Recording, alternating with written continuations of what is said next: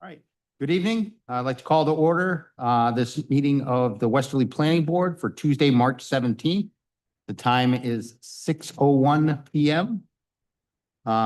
Start off this evening with roll call and attendance. Present this evening is myself, Matthew O'Neill, Vice Chairman John Gagne, Secretary Derek Lombard. Members present this evening are Perry Kellogg, James Nicholas, Morris Devine.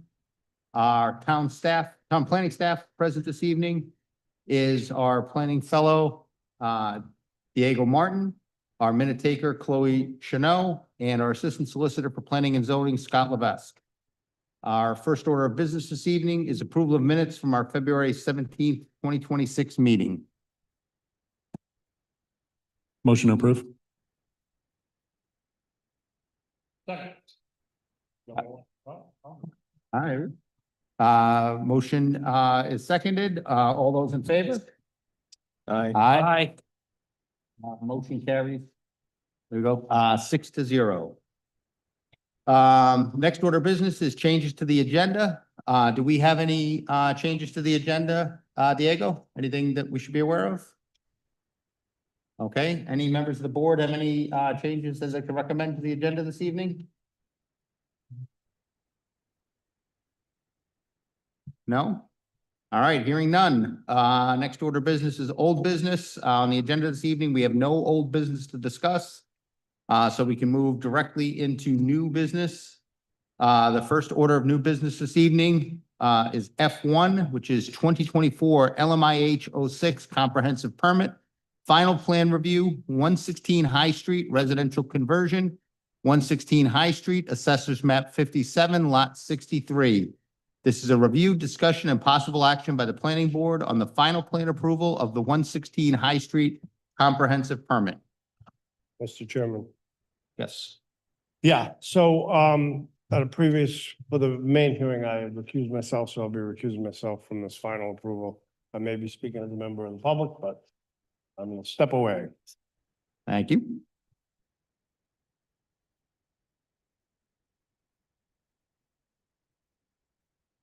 Mr. Chairman, Yes. as a point of order, I believe, if I recall correctly, when we looked at this originally, that we had asked the applicant to come back with definitive information regarding stormwater in particular, Yes. and I am unaware that that has been done. And those are questions we can ask the applicant as they bring their final plans to us this evening. I thought that they were supposed to provide that ahead of time. That's why we can ask them, so we can approve final plans. So if you don't. I can't ask them directly, I have to ask you. No, So, hey, we yep. can, like, you can, if we get there, so that's why. We're getting there. All right. Gentlemen, go ahead. Thank you. For the record, Tony Nenna at On-Site Engineering, and with me tonight is the owner applicant, Joe Lezzi. So when we were here at the preliminary, there were some conditions that, stipulations that the board requested. And in reviewing the planner's report, every one of the items was checked off as being accepted and approved. To address Mr. Devine's comment about the stormwater, I did submit a stormwater O&M plan, which is here. I submitted that to the town engineer through the planner. And from reading the memo, it appears that that was approved by the town engineer.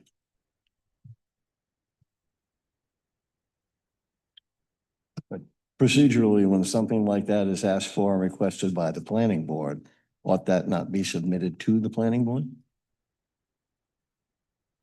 If it's submitted to the town engineer for review and approval, and we're asking the town engineer for their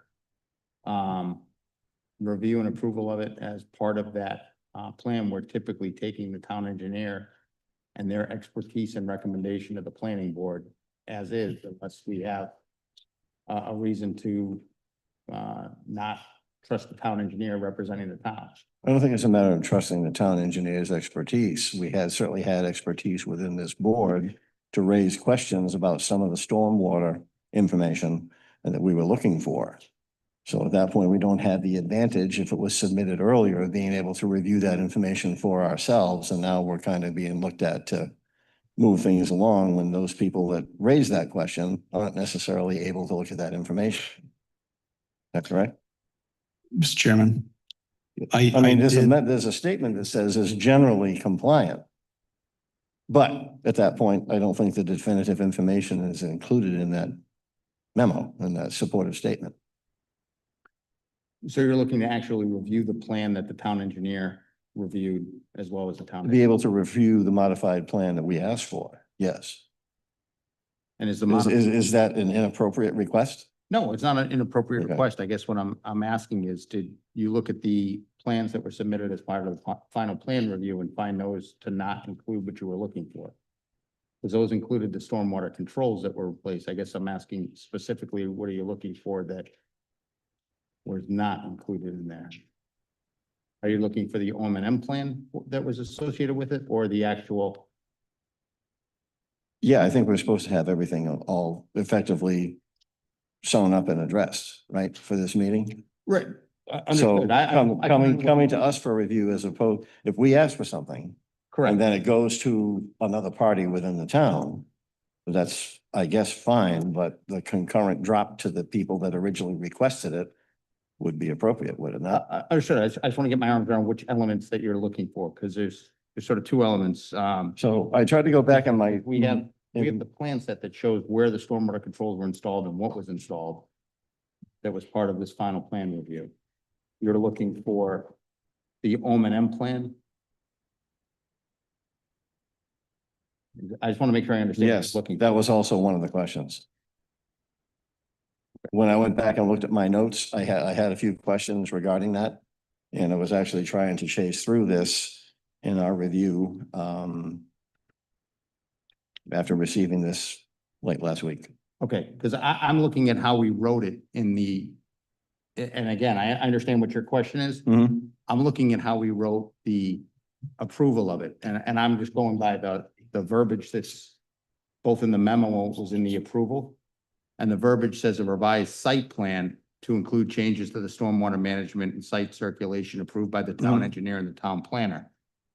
So that element of it, the site plan we have, you're asking about the O&M plan. I think that's the disconnect that I'm Yeah, I see. understanding. So I saw the site plan, that's why I'm. Right. So I think we were looking for everything kind of all together in Right, and I don't think that's what one we, package, if you will. I understand what you're asking for. I don't think that's what we gave them in the conditions, though. I think that's where the disconnect is. The actual written conditions in their order was a site plan, not necessarily to provide us back the O&M plan. So I think if that's the case, I think, and I'm not discounting what you're saying and what your request is. I'm just thinking we probably should have been more specific in what we had in our conditions and how we wrote it, so that we got back what you were looking for. Does that make sense? I understand what you're saying. Yeah. I don't want to hold the, because that's on us to a certain degree, but I get what you're saying, because if you wanted to see that, we should have written it that way when we gave him the conditions. The way we wrote it, he complied with our conditions, but not the intent of what you were looking for. I Right, understand what you're saying. okay.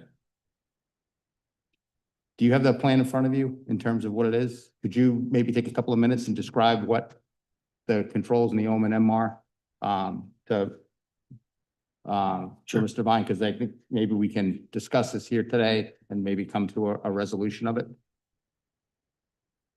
So in a stormwater management plan describes what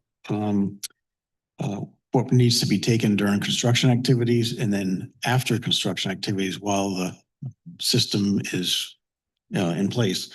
The system only consists of underground drainage system for the roof leaders. No impervious area has to be treated or before it goes into the system. So it's really a simple inspection, yearly inspection on the underground infiltration chambers. And that's really it. There's nothing else to manage or to It was installed, I inspected it, and the town engineer inspected it during construction. It was put in per plan. I mean, this is probably one of the simplest one because it's just taking roof runoff. And Mr. Nenna, just to close the loop on that, your sheet 3 of 3 does have the detail of those infiltration chambers, correct? Yes, Yes, it does. that was on the preliminary too, I think. Yeah, Thank you. you're welcome. That satisfy, to a certain degree? As far as that item goes, yes. Okay. But if we go back and we also take a look at under approval of this comprehensive permit is subject to the following additional documentation that shall be required to be included along with the final plan submitted. Revised site plan to include changes to the stormwater management, site circulation approved by the town engineer and town planner.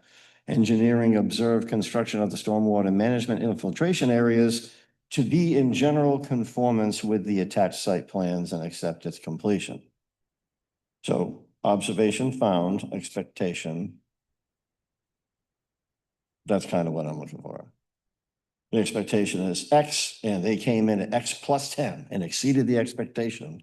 Great. Do we have that information that states that? Right now, we have just a general statement from the engineer, no? And we have a statement that they're in general conformance with the attached site plan. The attached site plan described what the conditions are that were installed, that's stamped by the professional engineers, the as-built construction drawing. I witnessed it during construction and I Yeah. helped lay out the system for the applicant. That's the general standards accepted in the industry for best management practices for the installation. I mean, it's no more than I would expect for any other construction I would see.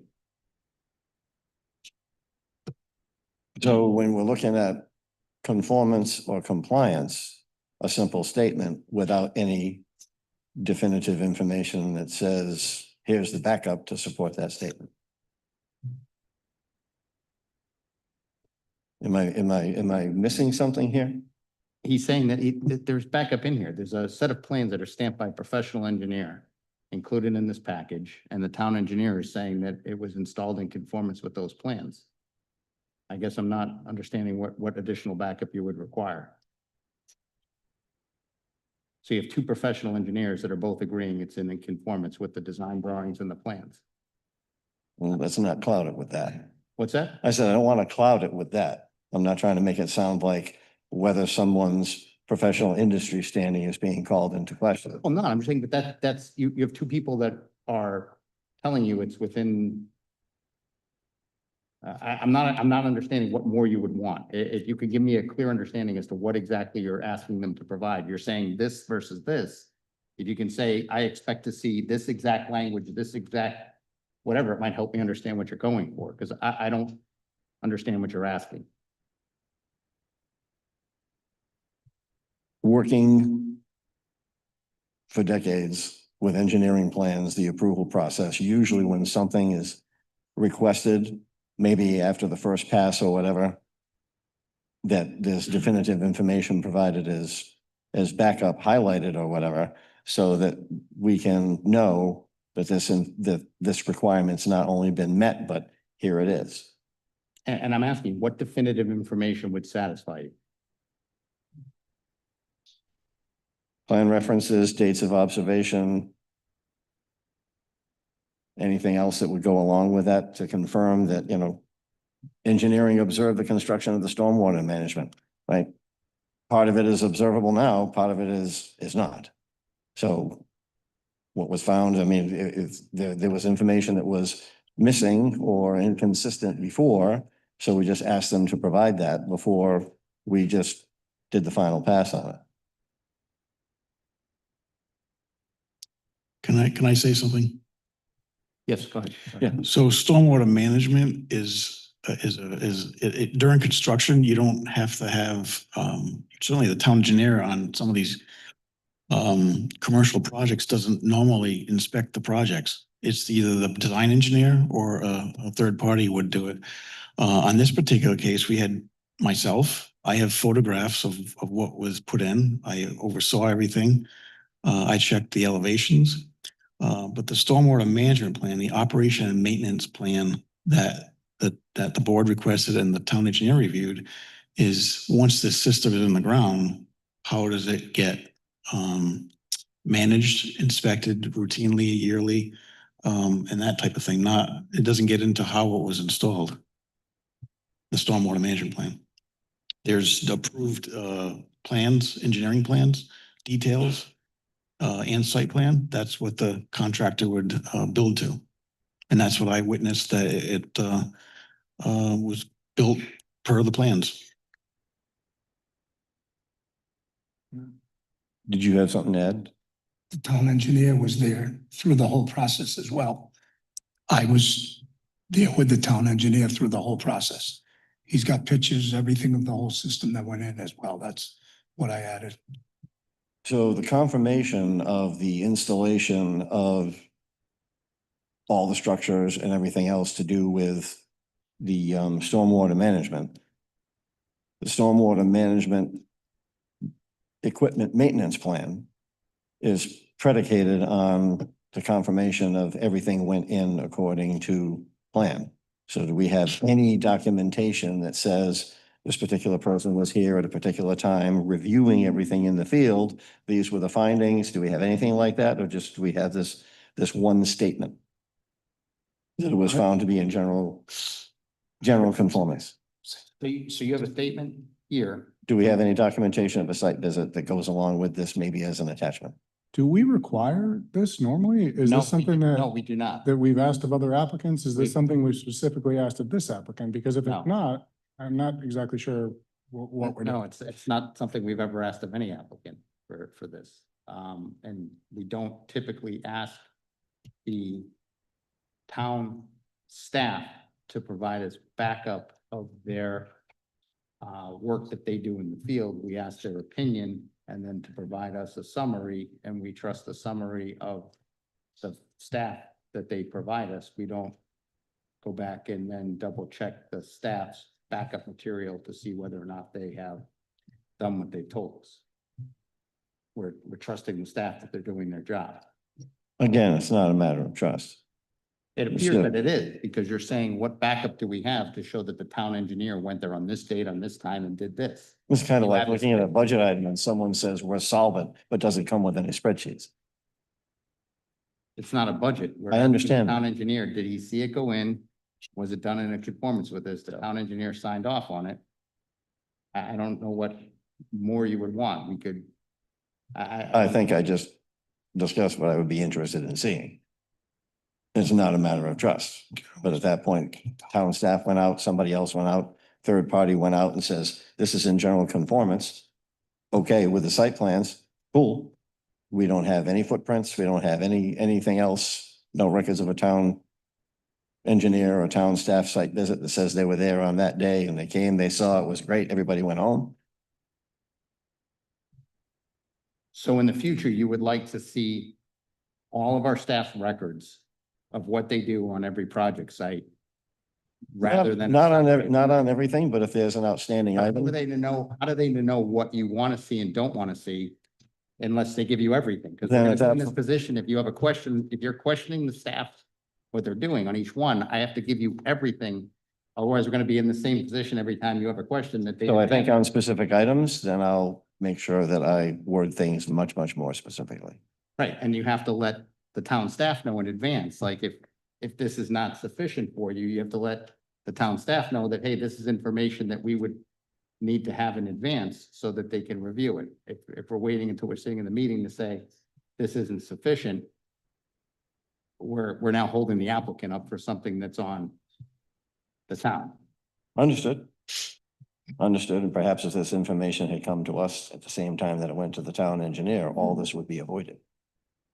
So you want to get the information in real time that the town engineer does well. If before we the asked for inspection. something specific to be submitted, I would think that the requestor would be amongst the people on distribution again, when that And was. I go back brought in. to, again, the language that's written here doesn't say to send it to the planning board. What is the specific language that we all agreed to when we voted on this? To the town engineer and the town planner, not to the town planning board. If you want it to go to us, that's what you should have said when we had this and we voted on it. Understood. but you didn't, so they didn't send it to you. Now you're going back and you're saying you didn't get it, therefore you're not satisfied with what was done. It wasn't asked to send to us, it was asked to send to the town engineer and town planner, which the applicant did. I understand what you're saying. And Mr. But I'm Chairman, with your also- permission, Yeah. I apologize for interrupting Mr. Devine. I just wanted to point out that the submission materials that I have that are associated with the agenda do include a 5-page stormwater management system operation and maintenance document. So I think what I'm hearing from Mr. Devine is something different, but I think that was where we started. So I just wanted to close the loop on the record and say there is an O and M that's Yeah. part of the submission package. Thank you. Thank you, Mr. Chairman.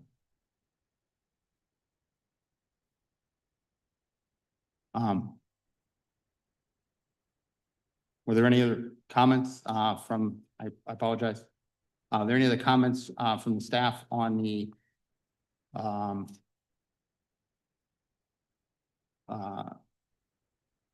memorandum or the staff summary of the conditions that were met or how they were met by the applicant?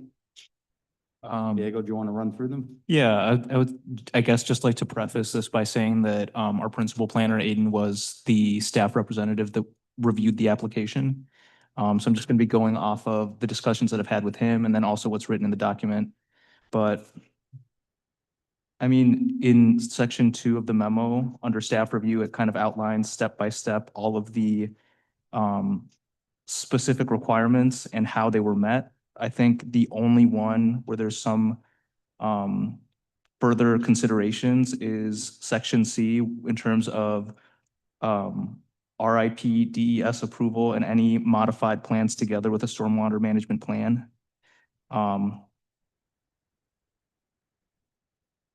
In accordance with that, moving forward to section 3, the staff does recommend that if the planning board is satisfied with the materials provided by the applicant, members may wish to approve with conditions at the final plan for application.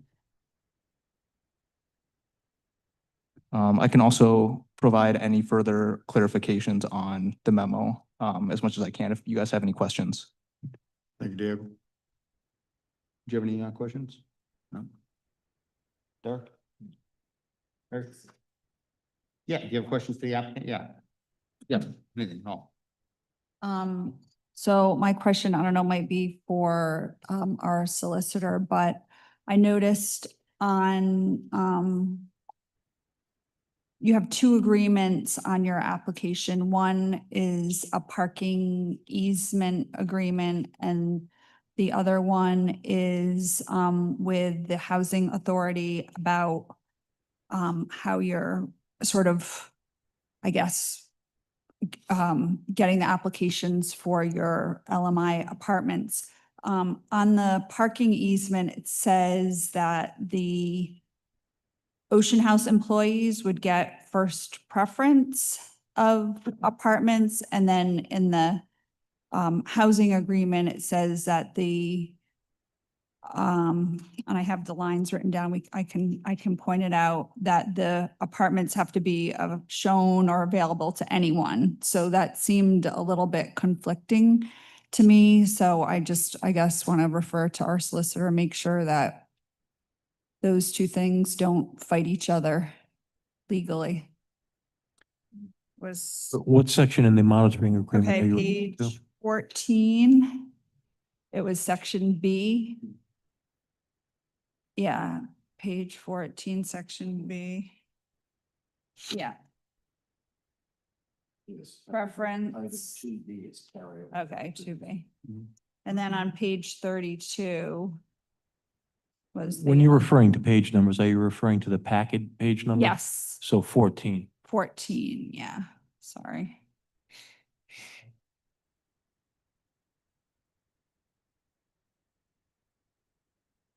Mhm. Now the one right above that. Okay, so the first document you're referring to is the easement agreement. Yeah. And on page 2 of the easement agreement, you're referring to subsection B, preference for low and moderate income housing. Yes.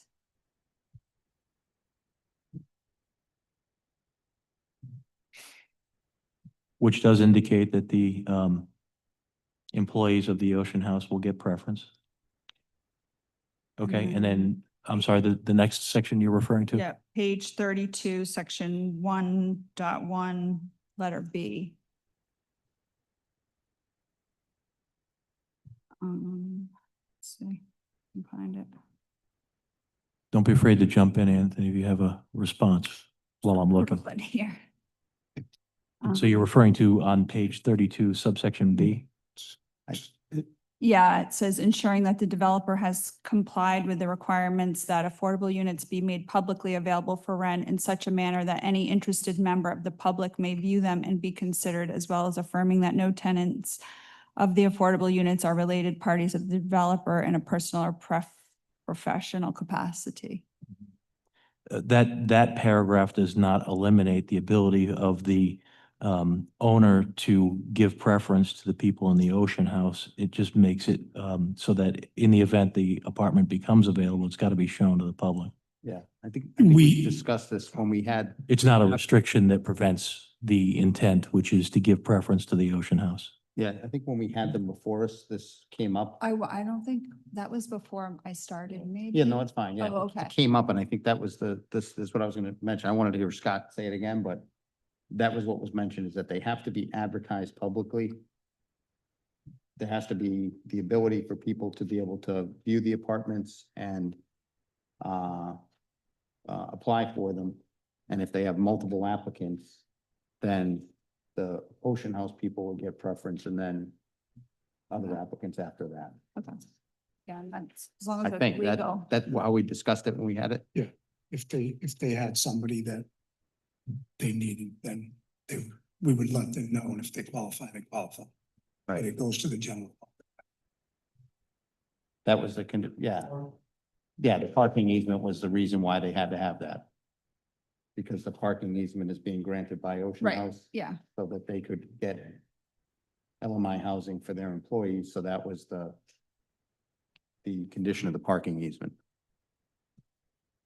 But to meet the LMI requirements, they still have to show it and have the ability for other people to be able to see it.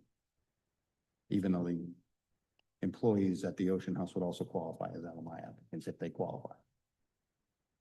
So That's it. Thank you. I know we went around the horn on this for a while, I want to say last time. It was a long discussion. All right, Morris, any other questions you have? Okay. All right, is there any other, comments from any other members of the board? Scott, anything from the solicitor? No, thank you.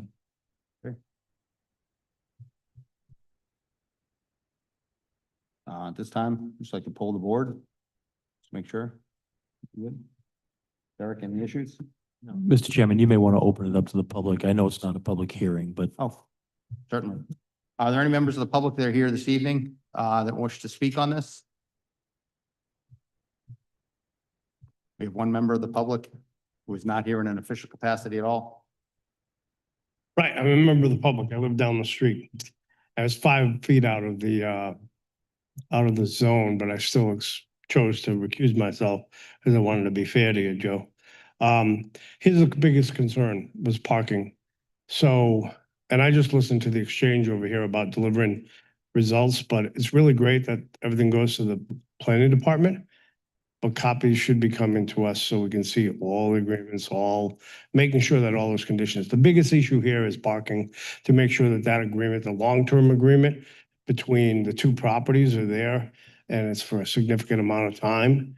In other words, it's not great to have a 5-year agreement that's just going to disappear and the parking spots are going to disappear. So I think that in the future, or even in this case, you want to make sure that we have all that data to look at and make sure that it's in place. Other than that, applicants been doing their work. They've been on a good work site over there and, looking to move on. But providing all the information, it's great that the staff looks at it, but sometimes we look at it and the word was, you kept using the word compliant. It's in compliant or compliance. And the word was phrase was generally compliant. in compliance. So what's generally, is he out? Is he safe? Is he, is it a tight call? Is it so having all the materials to look at isn't the worst thing in the world for the planning board, another set of eyes for the things that are one in English for the layman and for you like yourself, Mr. Chairman, as an engineer, to see the engineering reports and that. So anyway, that's it. Thanks. Mr. Solicitor, I didn't see a sunset on that easement. 99 years. Oh, you're good, John. It's 99 years. The parking I don't- agreement the is 90 99 The years. easement's 99 years. I think it'll be, I think you'll be good for your lifetime. Yeah, we rejected that last time? No, no, No. no. The parking agreement is 99 years. Yeah, So by then, we won't have cars anymore. Sure, we'll be. maybe, be but is that an something else agreement? By then. It's an agreement, right? So Jetpacks or it's like, something, so I'm that's sure. an example of something that was important and, Yeah. if the planning board says something, the planning board expects it to be done. And that's it. And validation, second set of eyes isn't a bad thing, because Yep. even on his best day, Diego, in the future, when he's a principal planner somewhere, might make a mistake. Well, thank you. Not Diego. Okay, are there any other members of the public that wish to speak on this matter? Okay, hearing none, to pull the board, good. Derek? Harry? All? Okay. This time I entertain a motion from a member of the board. Yeah, from, I guess, where it says motion in part 3. All right, the Westerly Planning Board, I'd like to make a motion, the Westerly Planning Board approve with conditions, the final plan for application 2024 LMIH 06-116 High Street Residential Conversion.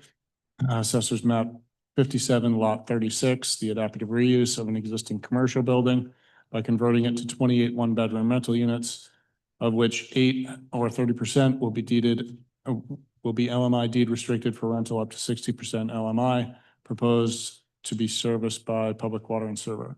Approval is granted in accordance with the application and supporting materials, including final plan set prepared by on-site engineering titled High Street Residential Apartments, sheet 1 through 3, dated September 26, 2024, last revised February 24th, 2026. Floor plans prepared by As an Architects and Associates, titled J&C Luzzy Homes LLC, sheets A1 through A6, dated September 4th, 2024, revised December 9th, 2024, and a mutual agreement between Ocean House Hotel Partners LLC, owners of 16 Dixon Street, and J&C Luzzy Homes LLC, including those details contained in Exhibit 1, term sheet for parking easement dated January 21st, 2025. This approval is based on the same findings applied to January 21st, 2025 preliminary plan decision and the following conditions set forth in staff memo. Scott, how can I make this shorter here? And set forth in staff memo F1, conditions 1 through 3. Conditions 1 through 5. Does that sound copacetic? It does, and we'll mark that memo as Board's Exhibit 1 for purposes of this evening, with your permission, Mr. Chairman. Yes, just with one clarification that it excludes provision 4, which is strict. Which has been struck. Correct. Okay, we have a motion that's been made. Second. Motion's been made and seconded. All those in favor? Aye. Aye. Aye. Those opposed? See, I thought someone just said, did you call for a vote? 4 in favor so far, Mr. Devine. I abstain. 4 in favor, 1 abstain, and 1 recusal. So the motion carries 4, 0, and 1 abstain, or I guess 2 abstaining. 1 abstain, 2 recused. 1 abstention, 1 1 abstention, recused. recused. Yes. Thank you. Thank you very much, gentlemen. Appreciate your time this evening. Thank you. Thank Thank you very much for your investment in Westerly. I'd like to move on to our next order of business, item F2, 2026, UMN LD 02, minor land development and variance request, Firestone Complete Auto Care, 52 and 54 Franklin Street, Assessors Map 88, lots 31 and 32. This is a review, discussion, and possible action and or continuation of a public hearing to a future meeting by the planning board on a preliminary plan and variance request. If I can, Mr. Chairman, before Mr. Nardone takes the floor, I want to just advise the board that there's two components involved in this project. It's a unified review. This is not the first you've done, but I want to just remind the board procedurally, since there are variances that are being requested, those need to be addressed first.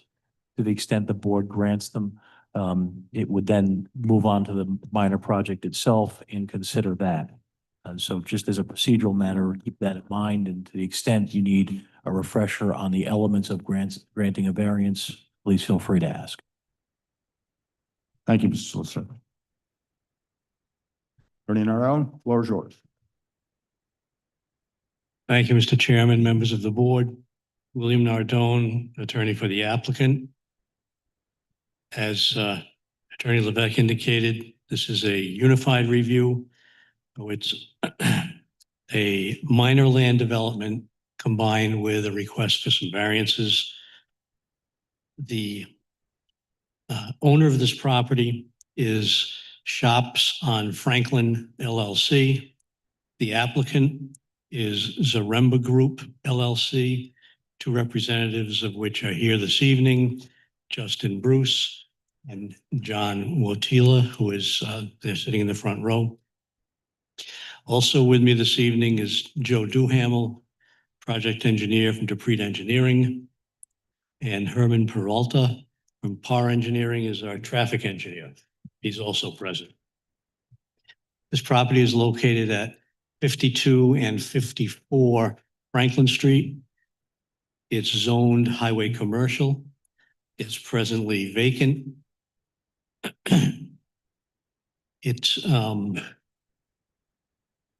It was previously occupied by two small residences. They were torn down quite a while ago, so it's been vacant and sort of neglected for a period of time.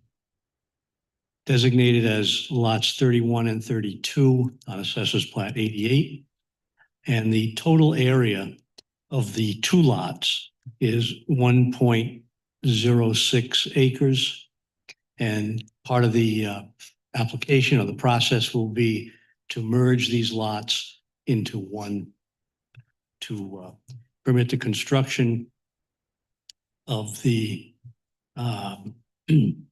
Firestone Complete Auto Care facility. The building as proposed is 6,823 square feet. And I believe we've got some elevations and other material that Joe will show when we get to him. The property is also serviced by town water and town sewer. There are no wetlands on the site, but there are wetlands that abut the site to the northeast, which have an effect on the development, the placement of the building, the parking, and the engineers will get into that, but it's based upon the buffer required around the wetlands. That buffer does encroach on this site, although, as I said, there are no wetlands on the site. Now, with respect to unified review, the planning board has the authority to not only make a decision on the minor land development, but also on the requested variances. You've had an opportunity to look at the memo and staff recommendation. There are two, one from the planning board and one from the planner and one from the town zoning official. The zoning official goes into the details about the requested variances, and I'll give you the high level overview with respect to those. And we'll get into the reasoning for it and the engineering. But the front yard setback, currently 50 feet is required. We're proposing 20.5 feet. So we're requesting a variance of the front yard setback of 29.5 feet. Parking spaces, 31 spaces are required. 29 are proposed. We're requesting a variance of 2 spots there. And the wall signage, 53 square feet is required. And that's based upon the positioning of the building. The signage is based on the facade that faces the street. In this case, to address concerns expressed by both planning and architectural review, the building is turned so that the longer side becomes the side of the building rather than the front. In that instance, we're requesting a variance of 116.5 feet. Had the building been turned the way it typically is, the allowed signage would have been. Mr. Nardone, can I just interrupt you there? And I apologize for doing that, but you just said you're requesting a variance on the signage of 116.5 square feet. That's going to be the total. The variance is actually 60. Or the variance is, excuse me, 63.5. Thank you, sir. Just wanted to make sure we had that on the record. Thank you. What would have been allowed is 131 square feet had the building been positioned the way they typically are with their prototype.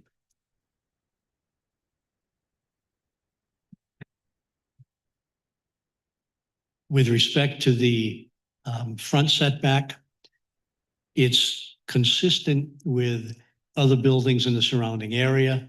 The Midas building, which is down the street, is 25 feet from the front property line. And although the memo references Webster Bank, it's actually Navigant Credit Union now. And that building is, I believe, 20 feet from the proposed property line. So the requested relief is certainly consistent with the surrounding areas, the surrounding structures within the neighborhood.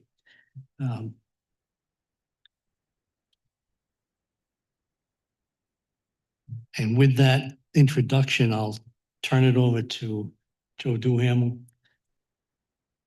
Good evening, everybody.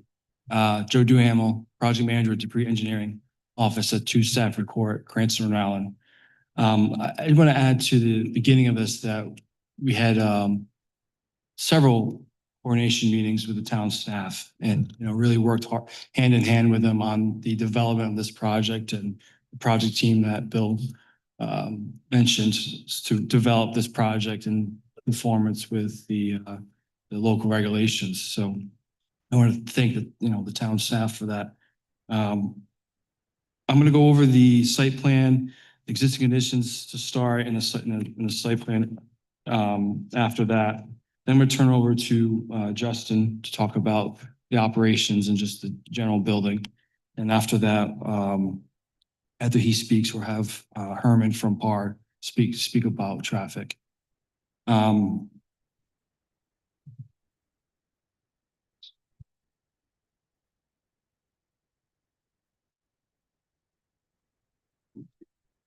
are the existing conditions? Hold on. Let's see. There we go.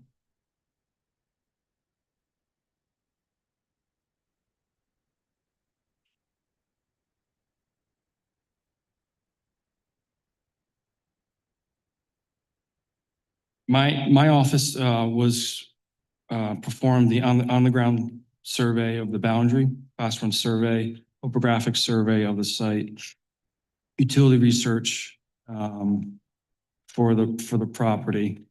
We, as Bill mentioned, we also flagged the off-site wetland that incurs a 75-foot buffer onto our property. With that wetlands, there's also a 20-foot building setbacks.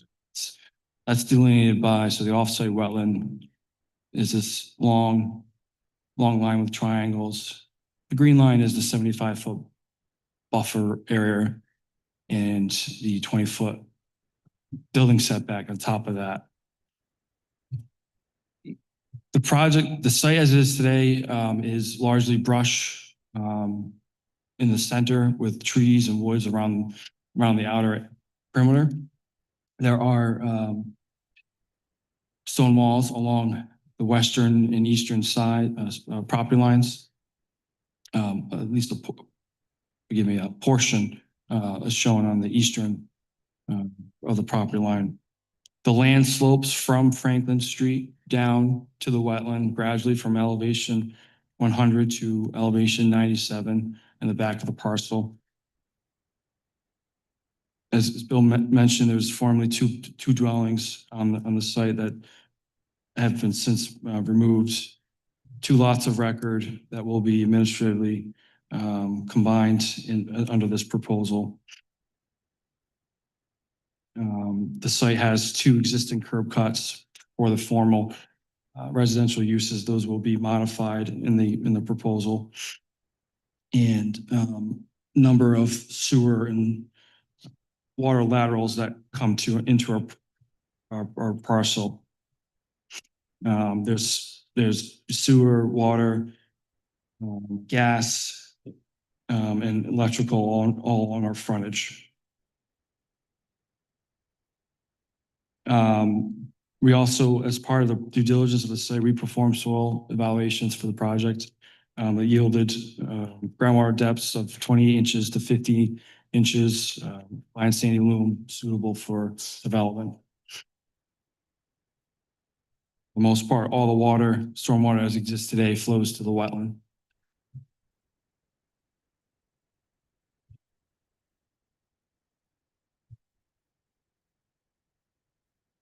I'll also note, just highlight that within the existing site, we're following my cursor, the edge of the woods is a disturbed area of the wetland buffer that we're planning to revegetate in under the proposal, and I'll get into that in the landscaping review.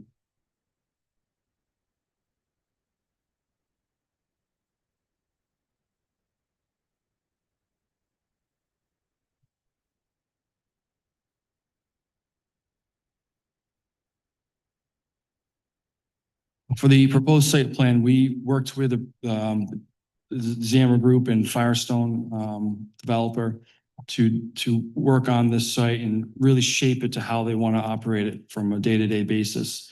Coupled with the long shape of the building and the wetlands of the wetland buffer on the property, really kind of restricted us in the location of the building and how the makeup of the project. So that brought the building closer to Franklin Street as we've indicated in our relief request. The proposal will include 29 parking spaces, 288 compliant spaces. The site will be concrete paved. In the area of the parking spaces will be the stormwater system, a porous concrete. I'll get into the details of that later on. We provided a curb cut for truck circulation in and out of the site. Provides a 26-foot wide drive aisle so a truck can maneuver into the site, go to the back of the site, and then make a three-point turn to come back into the loading area and then out of the project. This project, as submitted to the town, is also under review with DEM for the state permits of wetlands and stormwater review, and also DOT for the proposed curb cut.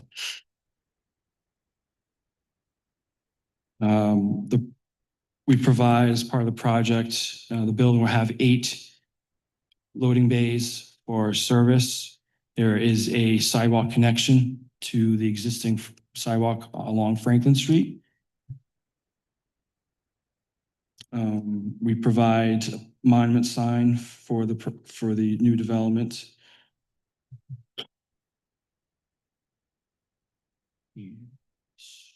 Oh, yes. In the rear of the site, there is a trash enclosure, a screened enclosure. And there's also in the back side of it, a tire storage area that will have a roof on top of it.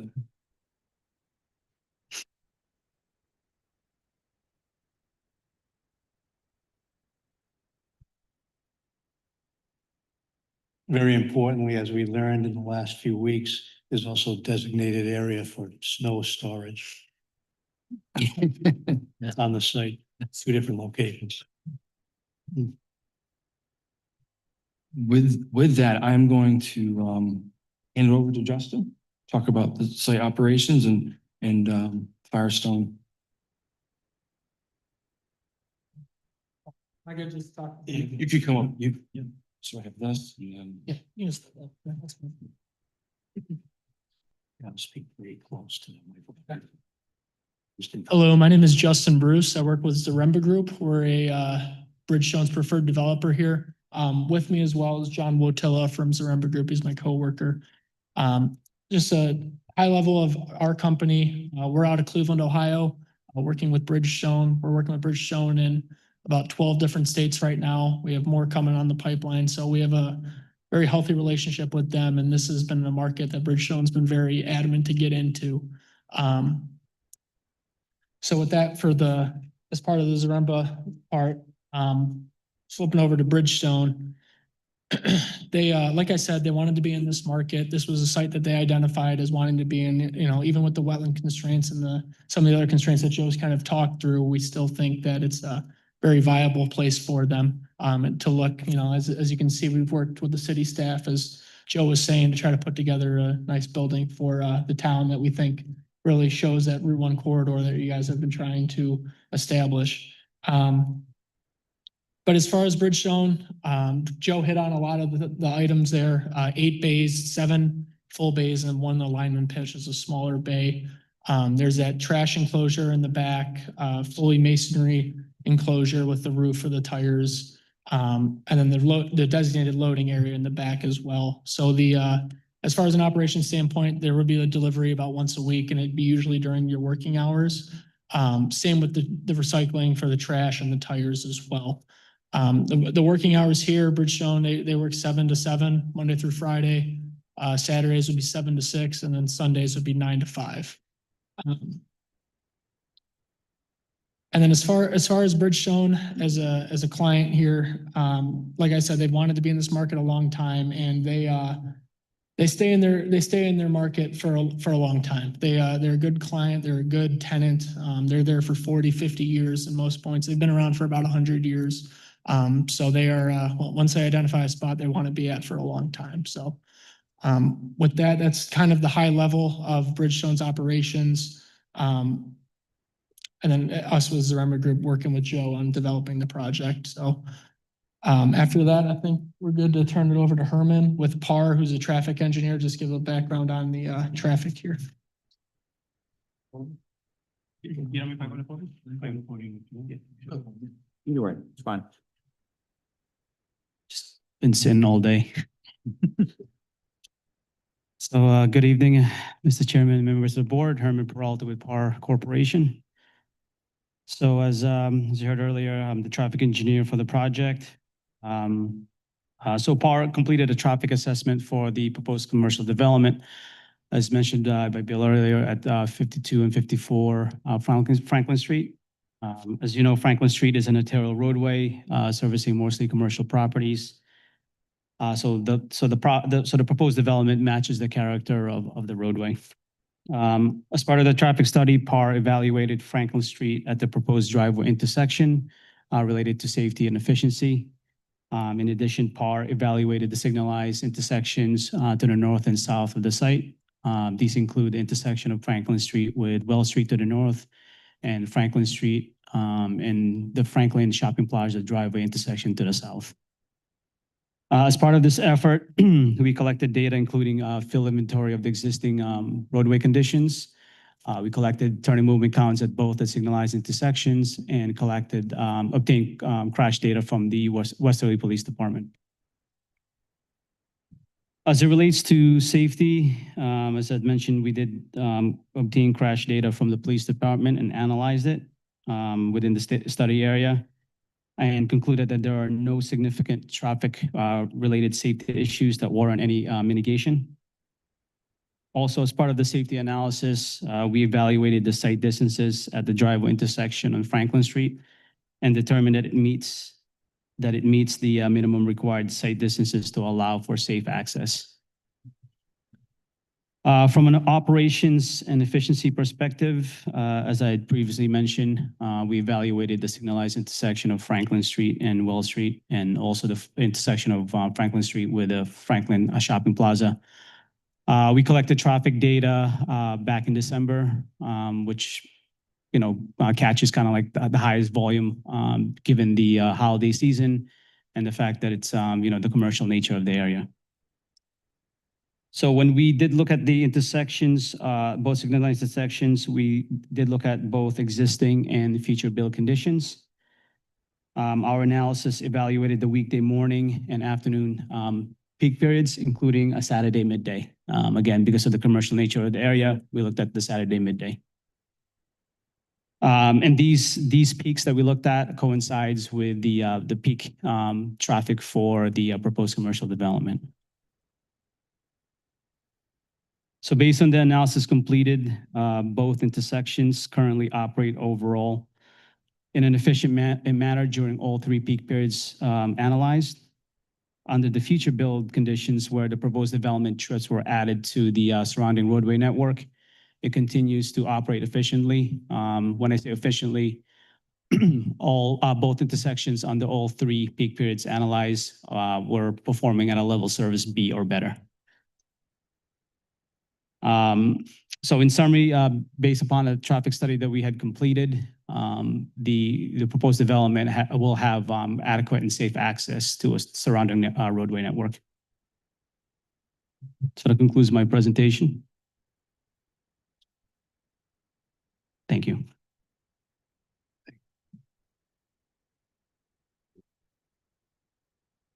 Go ahead. I just have one question. I want to be sure. What months did you do the traffic study? Early December. December, okay. So that's, so holiday season, and then given the fact that it's commercial, it was pretty busy. Okay, thank you. Yeah. I have one other quick question. Sure. And again, just for what we know, which you probably don't know, there is another development that's been approved by the board that is South Point Commons. There you go. That's what I was just going to ask. If you're Yeah. aware of that, and did that factor into your analysis? Yes, we actually factored that into our traffic study under the future no build and future build conditions, and both signalized intersections still operate efficiently overall. Thank you. You're welcome.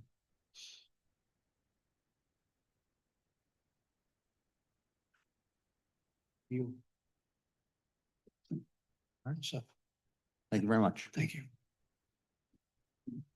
If I can continue with site engineering. To focus in on stormwater for the site and utilities, the proposed project will improve this new utilities from Franklin to our site. New sewer lateral. There's a separate domestic and fire services for the fire protection of the new building.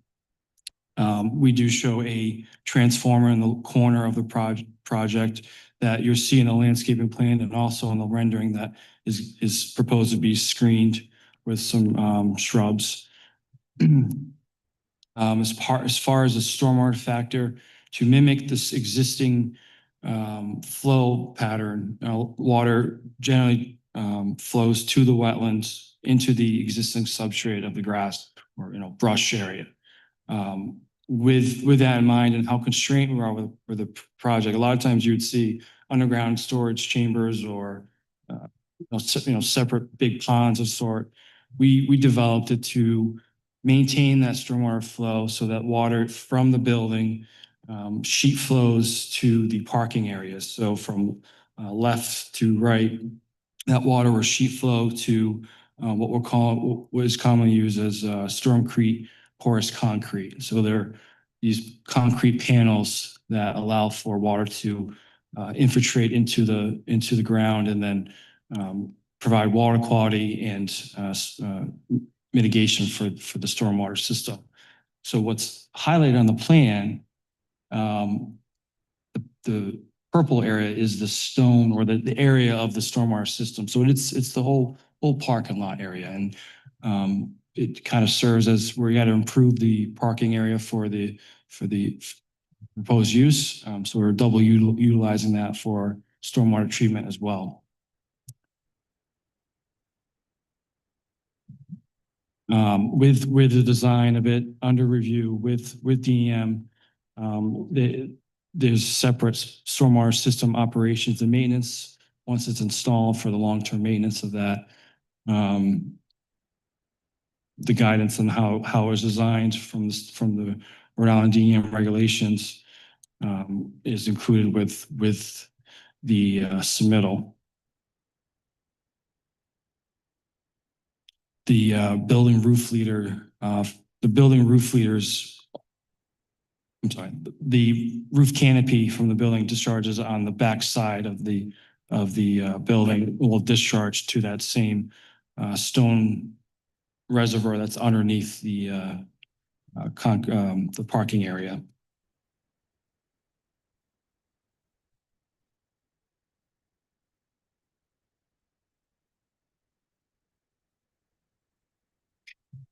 Can I ask a quick question? Please. Just as you're going through it.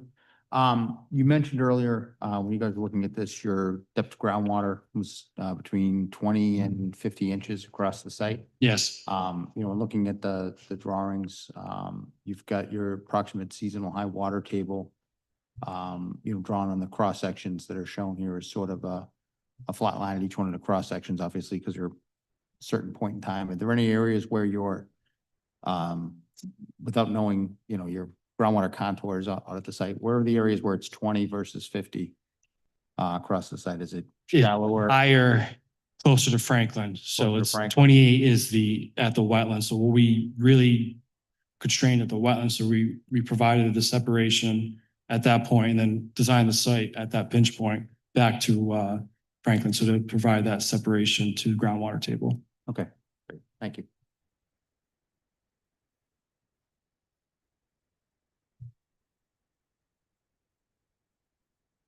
And the last thing I would just touch upon, is landscaping. It's really best suited to see the rendering. Project proposes to have a mixture of trees, of maple, river birch, shrubs, and in order to improve the frontage along the project. Also to not block the facade of the new building or the new monument sign. As I mentioned before, to also kind of screen around the transformer. As part of the project, trying to get to the site plan section.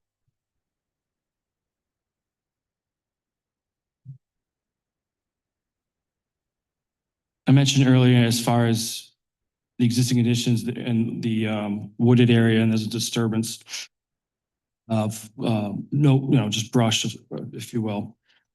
The application in under review with DM also will include planting along that buffer line and providing conservation seed, native material, landscaping along the buffer to re-vegetate, grow back, gain back that buffer that DM is often after. So.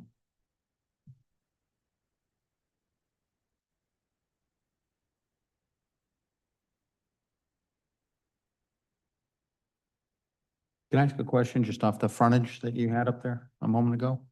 on the, the rendering of the Rendering. property. Sure. So the existing utilities now that run across the front of the property are all overhead utilities. Is the plan to reroute all of those underground across the frontage of the property? Yes, there's a utility pole. It's page right off of view of this image. And then there's a utility pole that's in the center of our project. The intention would be to actually, no. Yeah, the intention is to tie into that utility pole on the right-hand side, because from what we gather, it's a three-phase service. So that's why the position of that transformer is there. So from the utility pole underground, cut across the driveway to service, the building underground. So yes, all services would be underground. So all the existing utilities, everything that's currently up there, cable, phone, electrical is all gonna be. Be underground, correct. Yep. Okay, great, thank you.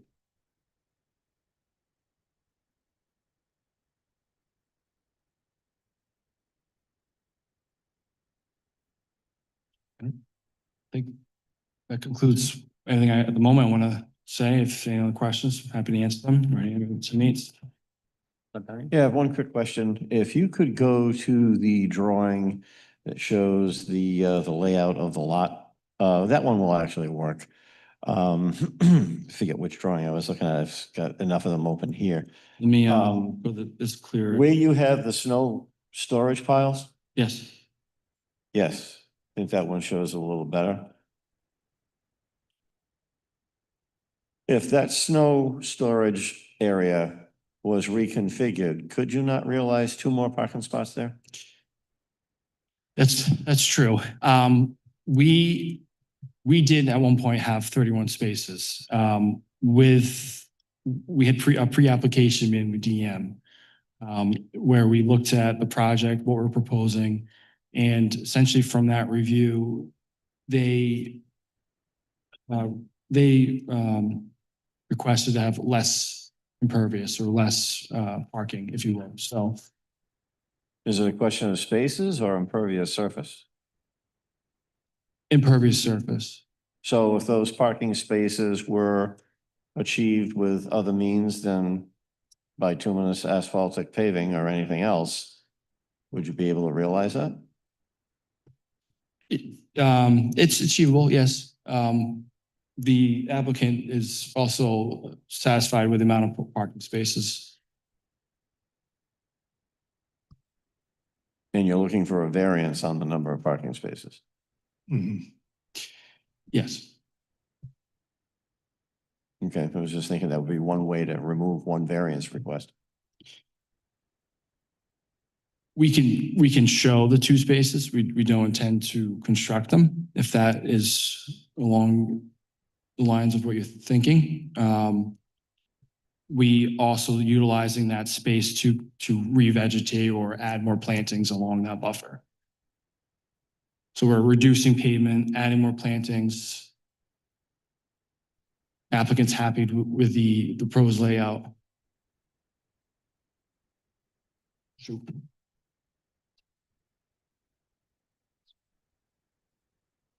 One of the, just to remind me, as part of one of the original items with meeting with the town, the state DM was grading within the buffer.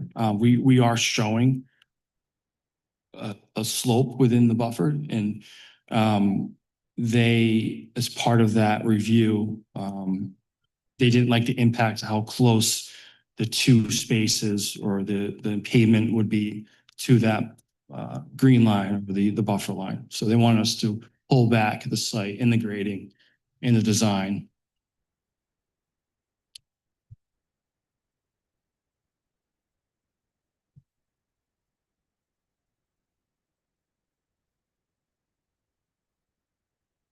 You have how many bays currently in the building again? 8. 8? And, sorry. Theoretically, you have 8 additional parking spaces inside the building? Yeah. Yeah.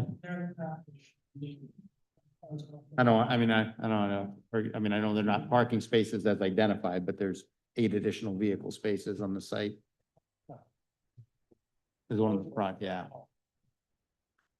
And that doesn't count, and the parking spaces do not count because when I counted them, it does not count the truck backup area as well, right? No. It's not counted in there. Which is basically the size of 2 parking spaces. It's correct. All right, understood. I just want to remember my arms. I'm not questioning I'm just wrapping my arms around it in my head. Like how much space do they have versus what we're asking? So they have the equivalent of 31, but not marked out 31. As we've seen some of the information presented tonight, do we have all the drawings that were being shown? Yes, we We do. do? Okay, because I've been able to find a few of them, so. They're on the application, and I know this is, and I apologize to you guys, we're working our way through the new system. They're always gonna come in under the section that says stamped survey, where it'll say class 1 survey depicted the proposed subdivision stamped and signed by the professional Okay. surveyor. You click on that, it'll have the full plan set. That's where they can upload it on the new one. Took me a while to find. Architectural, landscape, everything is under Yeah. the survey. Exactly. All Took right, me a thank while you. because I opened it, the first thing that pops up is the survey, and then you scroll past it, and there's all the design plans. So, yeah, I know, it's a brave new digital world we're living in. Courtesy of the state.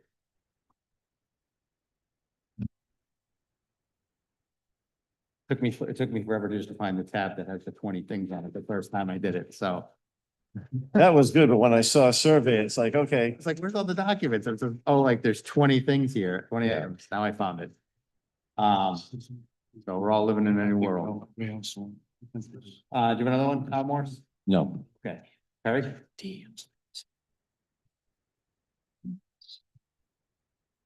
So just to sort of piggyback onto, I guess, a little bit about what Morris said about the parking. I am just first wanted to find out what are you doing in this building? Is it just tires? Is it oil change? What's Yeah, going on there? It's oil change, it's not an auto repair, it's not an auto body shop.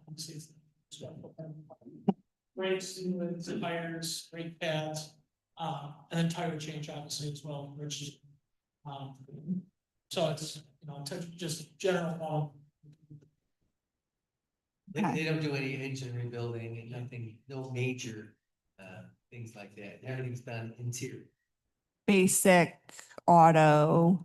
And this does not, I guess, really pertain to your application, but I am curious, why is Westerly such a desirable market for your company?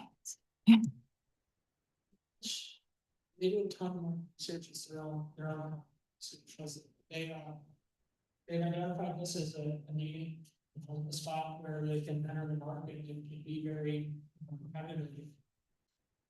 They've identified a lot of this place on the East Coast, to be honest, and this is one of the ones where they've wanted to look up and down around one, and this is one of those sites that they've looked at, and this is making the most sense. Justin, correct me if I'm wrong, but it's more of the first ones they looked at on the East Coast. Yeah, since they started the. So Wesley's a destination area for Bridgestone, Firestone. Okay, that's helpful. So, I guess, I don't know if it's a question, but I would like to make a comment on the signage variance. As I drove by that area, one thing I noticed at the subway building or the subway plaza, they have a giant sign and it's, I don't know, probably maybe something that we're like, might be going away from with our Route 1 corridor.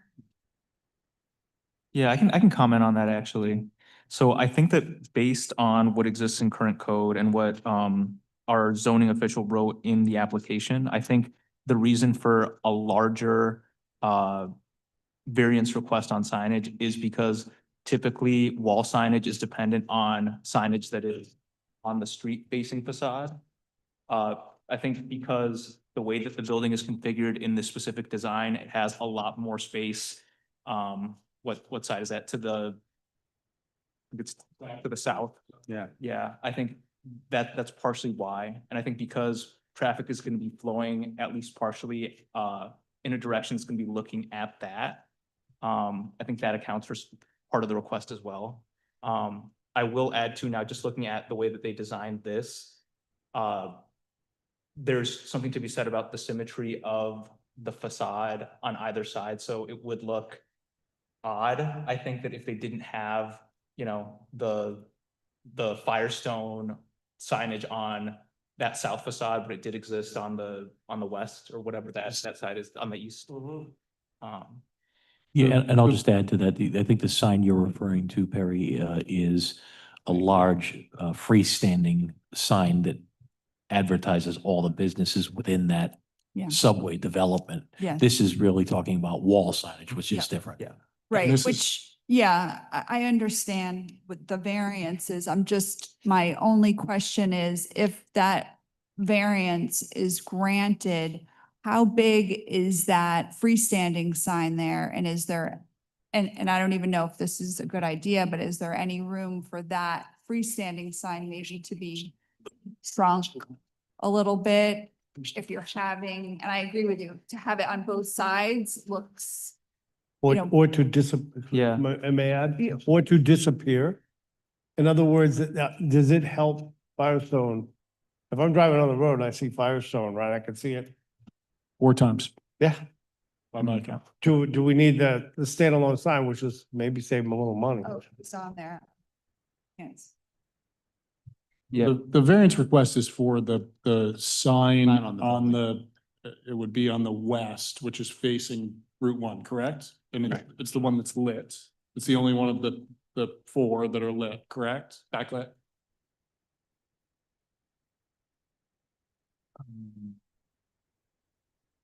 Yeah, it's the west of This one. Yes, that's west. Yep. And it's the only one of the 4 that are lit, correct? I think it's the south elevation, isn't it?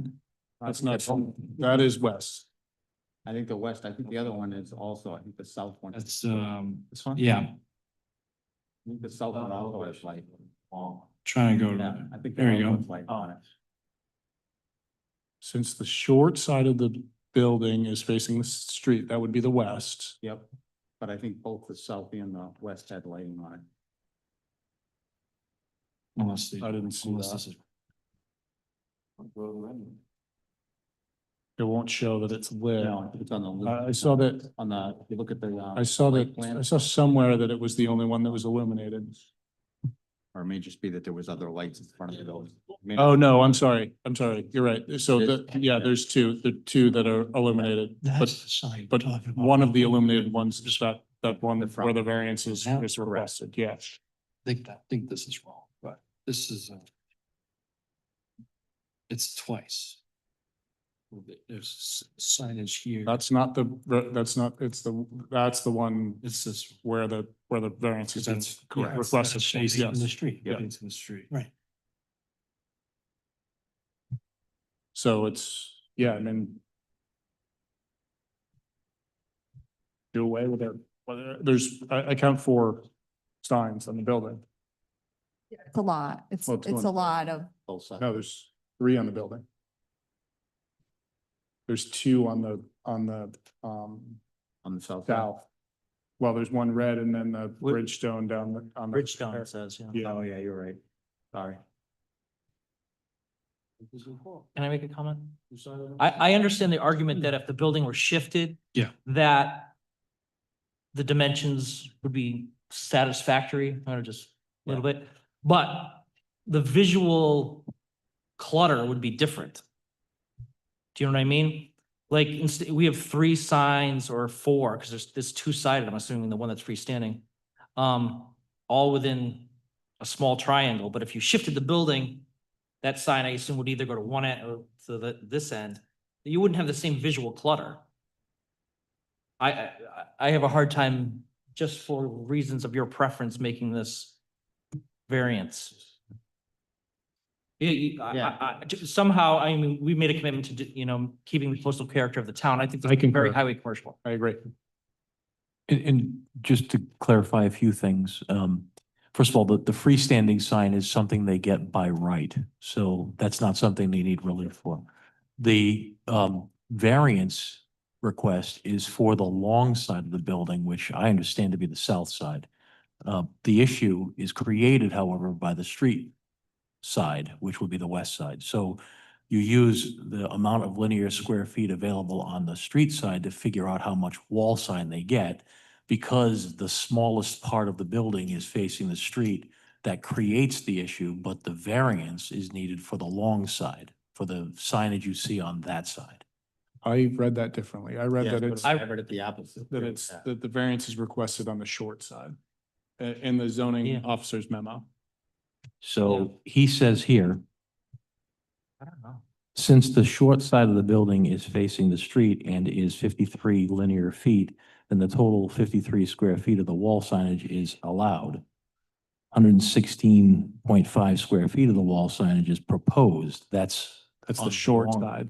I took that to be the long side. I took that to be the short side. And it says if the long side of the building faced the street. So he's drawing the distinction, saying if that long side faced the street, you'd get much more wall signage. But since it's not, your Right. calculation is based on the front, but you're putting more of the wall signage on the side. So that's where he needs the relief. That's how I, that's Is the how I. variance on the short side of the building? I read it Bill, differently. can you clarify that issue? Or have somebody on your team? Yeah. Can you speak to this kind? Yeah, that's exactly how I read it, is that it's, you get 53, which is one sign. I'm going to repeat He's it. asking for two signs, which is 116, which is double that because it's two signs. The 53 is based on the side of the short side of the site. He's asking for enough for both of the signs, which is the total. So whether it's the short side or the long side, it doesn't really matter. It's the total. It's the total of the length of both sides is what it is.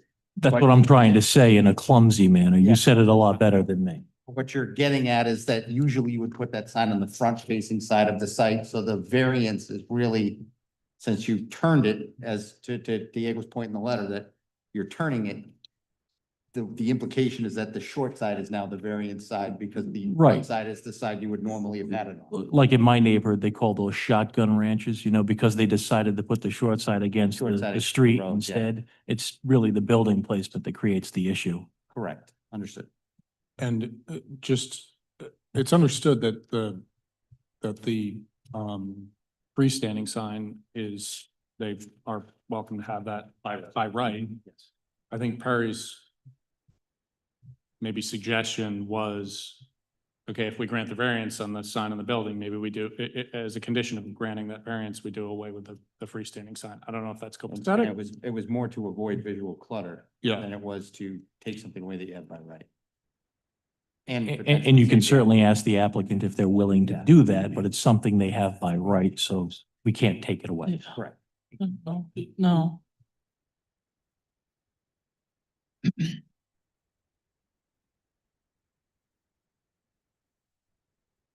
Yeah, no, that's pretty much all my questions, but also sort of to the same vein.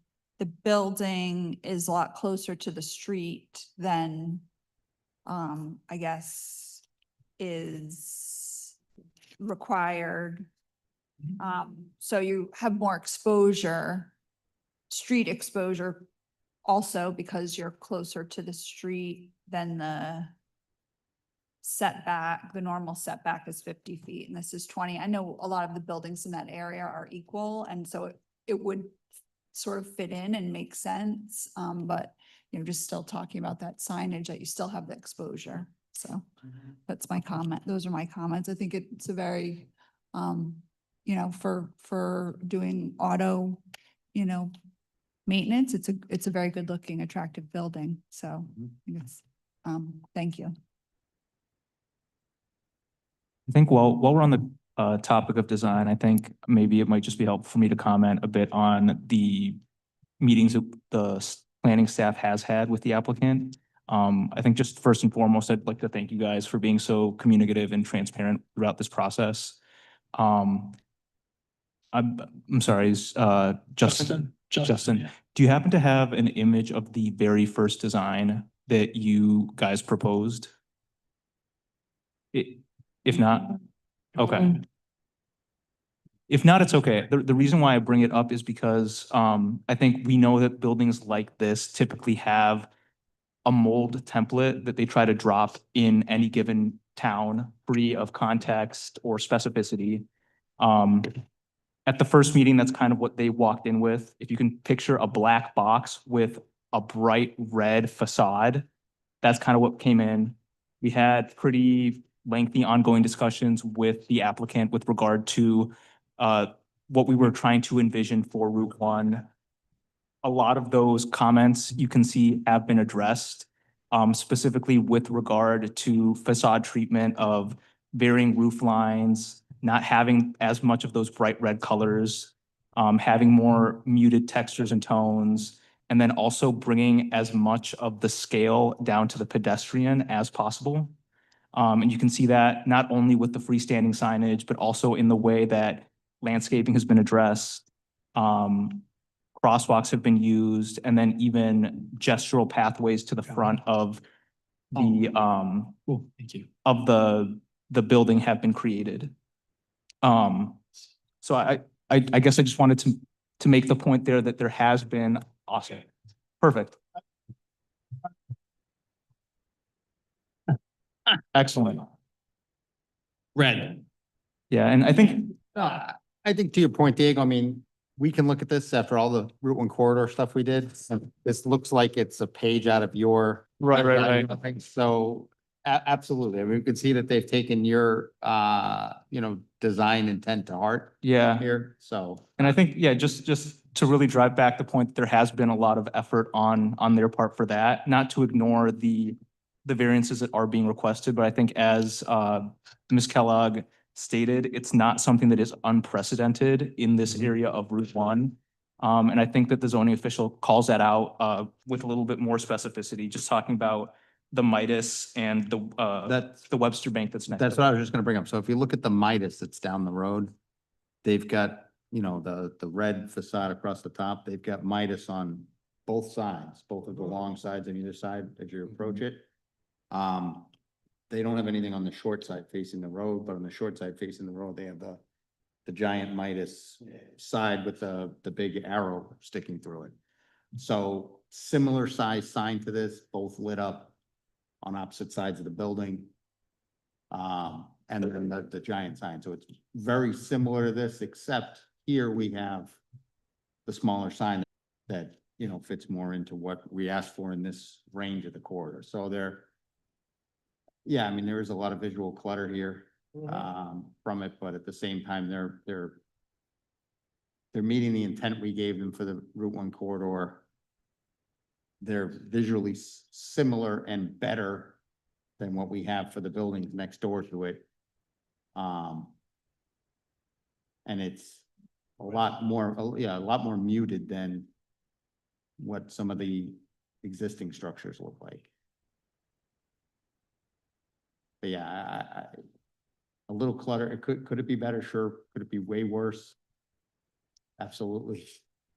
And for But what no, it's I think worth, they've done a good job, at least trying to thread the needle on that. for what it's worth, the freestanding sign, as your counsel indicated, is by right. And what we're proposing is actually less than what we could put there. Yes, I noticed. It's a little that. bit If of you a put it- compromise. if you put it to the level, I noticed when I looked at the plans, if you put it to the level that it could be at, it would actually be higher than your sign on the front of the building. Right. So you dropped it down so that the sign on the front of the building is visible. I did notice that.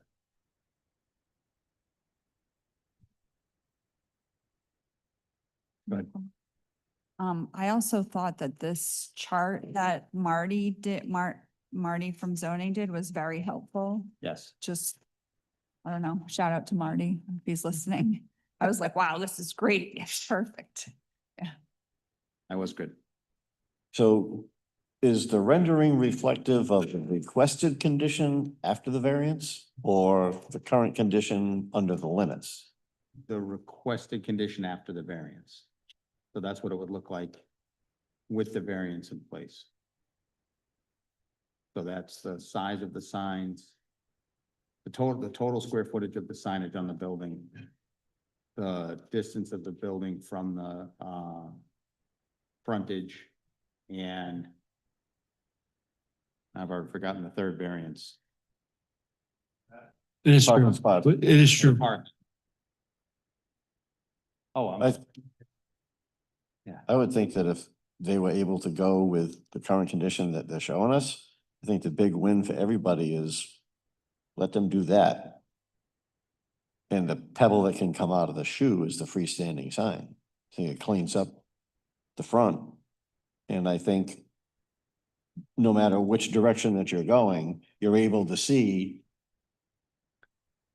it's the artwork. yes and no. The only place you wouldn't see it is if you're coming down from, you wouldn't see it until you're on top of the building because the bank would block it. The bank is closer to the street than the Firestone is. They wouldn't see it. But your POV is completely on the side of the road. You still, yeah, you wouldn't see it until you got up to right. And if you were moving at 60 miles an hour going down the road, blink, yeah, but no one. Nobody does that. No one in this town drives No that. one way. in this town does 60 miles an hour on Route 1, never. But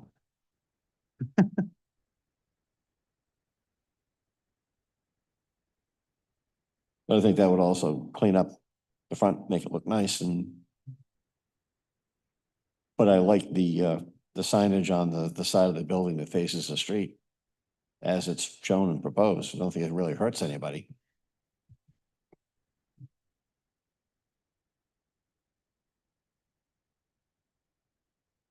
I think I have one clarifying question for Mr. Devine. So is your main concern coming from the perspective of, public health and safety then for where the sign is No, placed? you have three signs within 35 feet of each other, all saying the same thing. One of Okay. them seems to be clutter.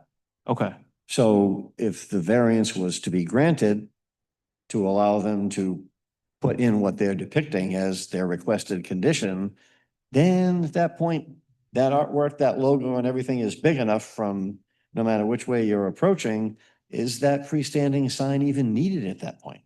I understand. And if it wasn't there, I think it would fit right in with all the other pains that they've taken to make the approach into that property more attractive. And just to clarify that point, Mr. Devine, are you suggesting that the applicant either eliminate the freestanding sign or the wall sign at the front of the building? Well, One or my the question is, if they're given the variances, is that other freestanding sign even necessary? Well, at that right. point? Is it a horse trade is really what I'm asking. Yeah. So, I mean, we should inquire if the applicant is willing to do that, if that's where the appetite of the board is, and get that on the record before you consider anything further. The other comment that I think sticks out from your comment, the other point that sticks out from your comment, I think, is the one about visual clutter. One alternative that I could potentially see would be, moving the sign from its current location to the other corner. And in that way, it kind of helps to reduce maybe visibility coming from when you're leaving the lot and might even further help, shield the transformer, exactly. Yeah, I was thinking the same thing. If you move the sign to the other side, you block the transformer view. Just to pose another alternative. Is this a right turn only out of this parking lot? No. I mean, the other thought is where you're stopping, if you're turning left, I think you're gonna have a difficult time seeing traffic coming from the other way. If you move it to where the transformer is, the first traffic lane you're going to encounter at that point becomes blocked. Unless the bottom of that sign is going to be open so that someone seated in a car, pickup trucks aside, would be able to see under the sign. A larger vehicle, you wouldn't be able to see past it. Now, if you pull out, if it's where the yellow bollards are, at that same distance back from the street, you would be able to see around it. You wouldn't have. Yeah. No, I'm saying in the inboard side of it, it would not block your. You'd have an easier time from that side, just given the angle at what you're looking at. If you're looking at cars traveling in the opposite lane. It'd be a better angle on the other side. I agree with that. Mr. Chairman, Yes, excuse me, not to prolong the meeting, go right ahead. but Please might don't thi- prolong the meeting. might this be an opportune time for a 5-minute break? Certainly. The time is 7:35. We'll take a 5-minute recess and be back at 7:40. Thank you. Thank you.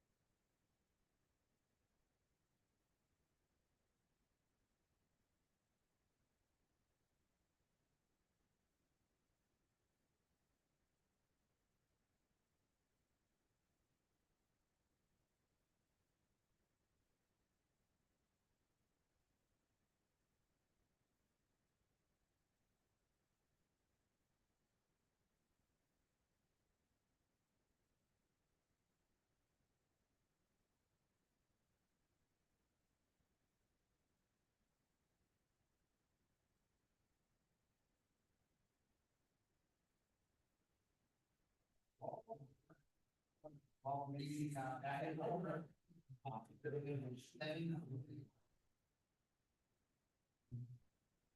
back to order. The time is 7:41. For all those at home, inside and have the mic on. St. Patrick's Day. I'm sure there's a lot of people at home watching this. Thank you for allowing us to have a 5-minute recess. Again, my name is John Wojtyla with the applicants Zaremba Group. We work with a lot of national retailers and they all want as much signage as they get. And, we think we've done a good effort with working with staff to keep the signage to not something that's garish, but something that's what we were hoping was approvable, understanding that we do still seek a variance. One option would be to reduce the monument sign. It's currently 12 feet, or open up the base of it. We do have it set back 10 foot from the road. If you look on the site plan, there's quite a bit of distance between the street and like the stop bar and the sign.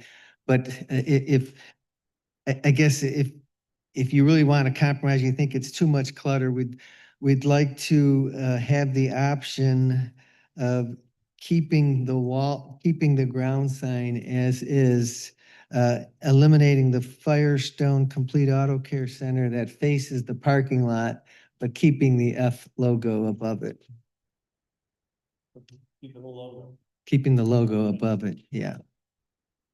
Pardon me? Yeah. It's iconic, Yeah. so when I see that letter, when the F like that with the Yeah. shield, Yeah. I know exactly what I'm buying. So thank you for your consideration. Thank you.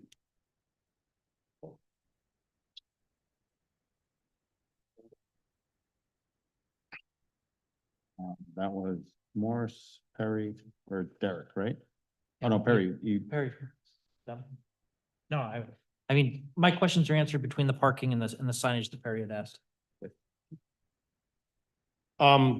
First of all, thank you. Thank you for coming to our town. Thank you for thinking about investing here. Thank you for working with the staff on Route 1 designs. It's much appreciated. First of all, it looks like this building's pretty much in alignment with the Navigant building next door now, right? So that's great. So I'm not having a problem with a variance to the front, because I think if you were moving your building back, it would look a little weird and off compared to the one next door. So I think it adds to the consistency of the area. It looks beautiful. I like the sign. Like I said, it's iconic.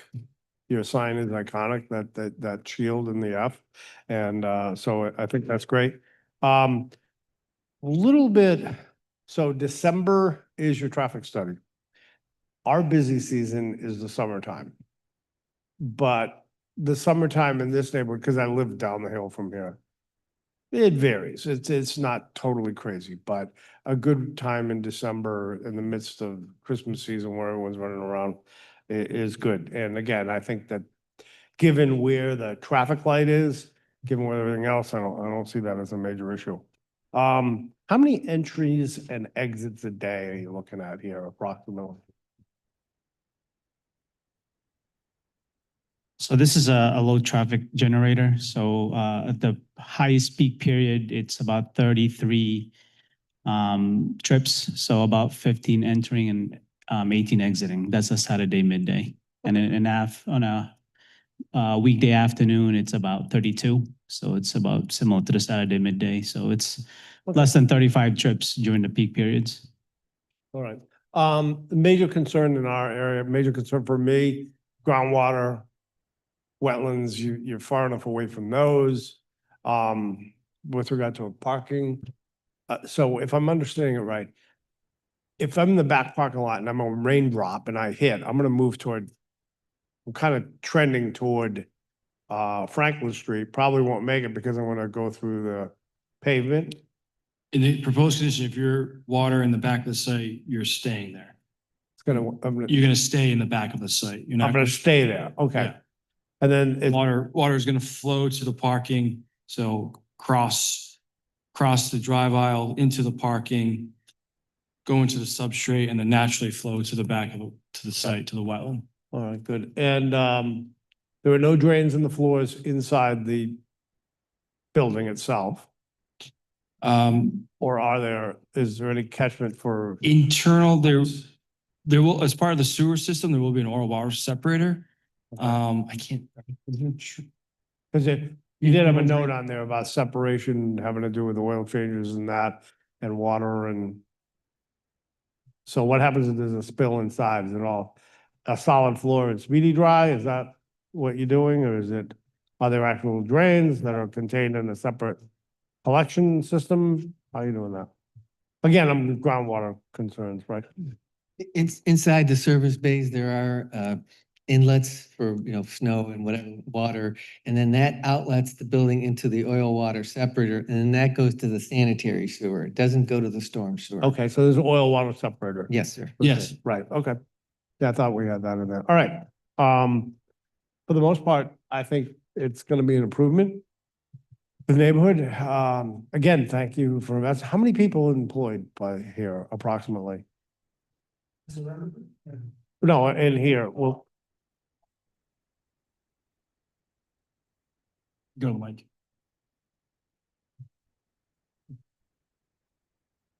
because we are responsible for kind of EDC stuff too.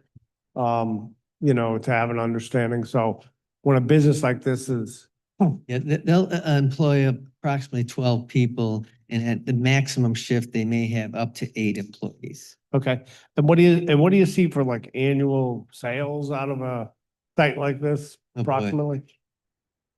No idea. No, I don't know. I just had 2 tires on my car and it was $600. 2. Okay, all right, cool. All right,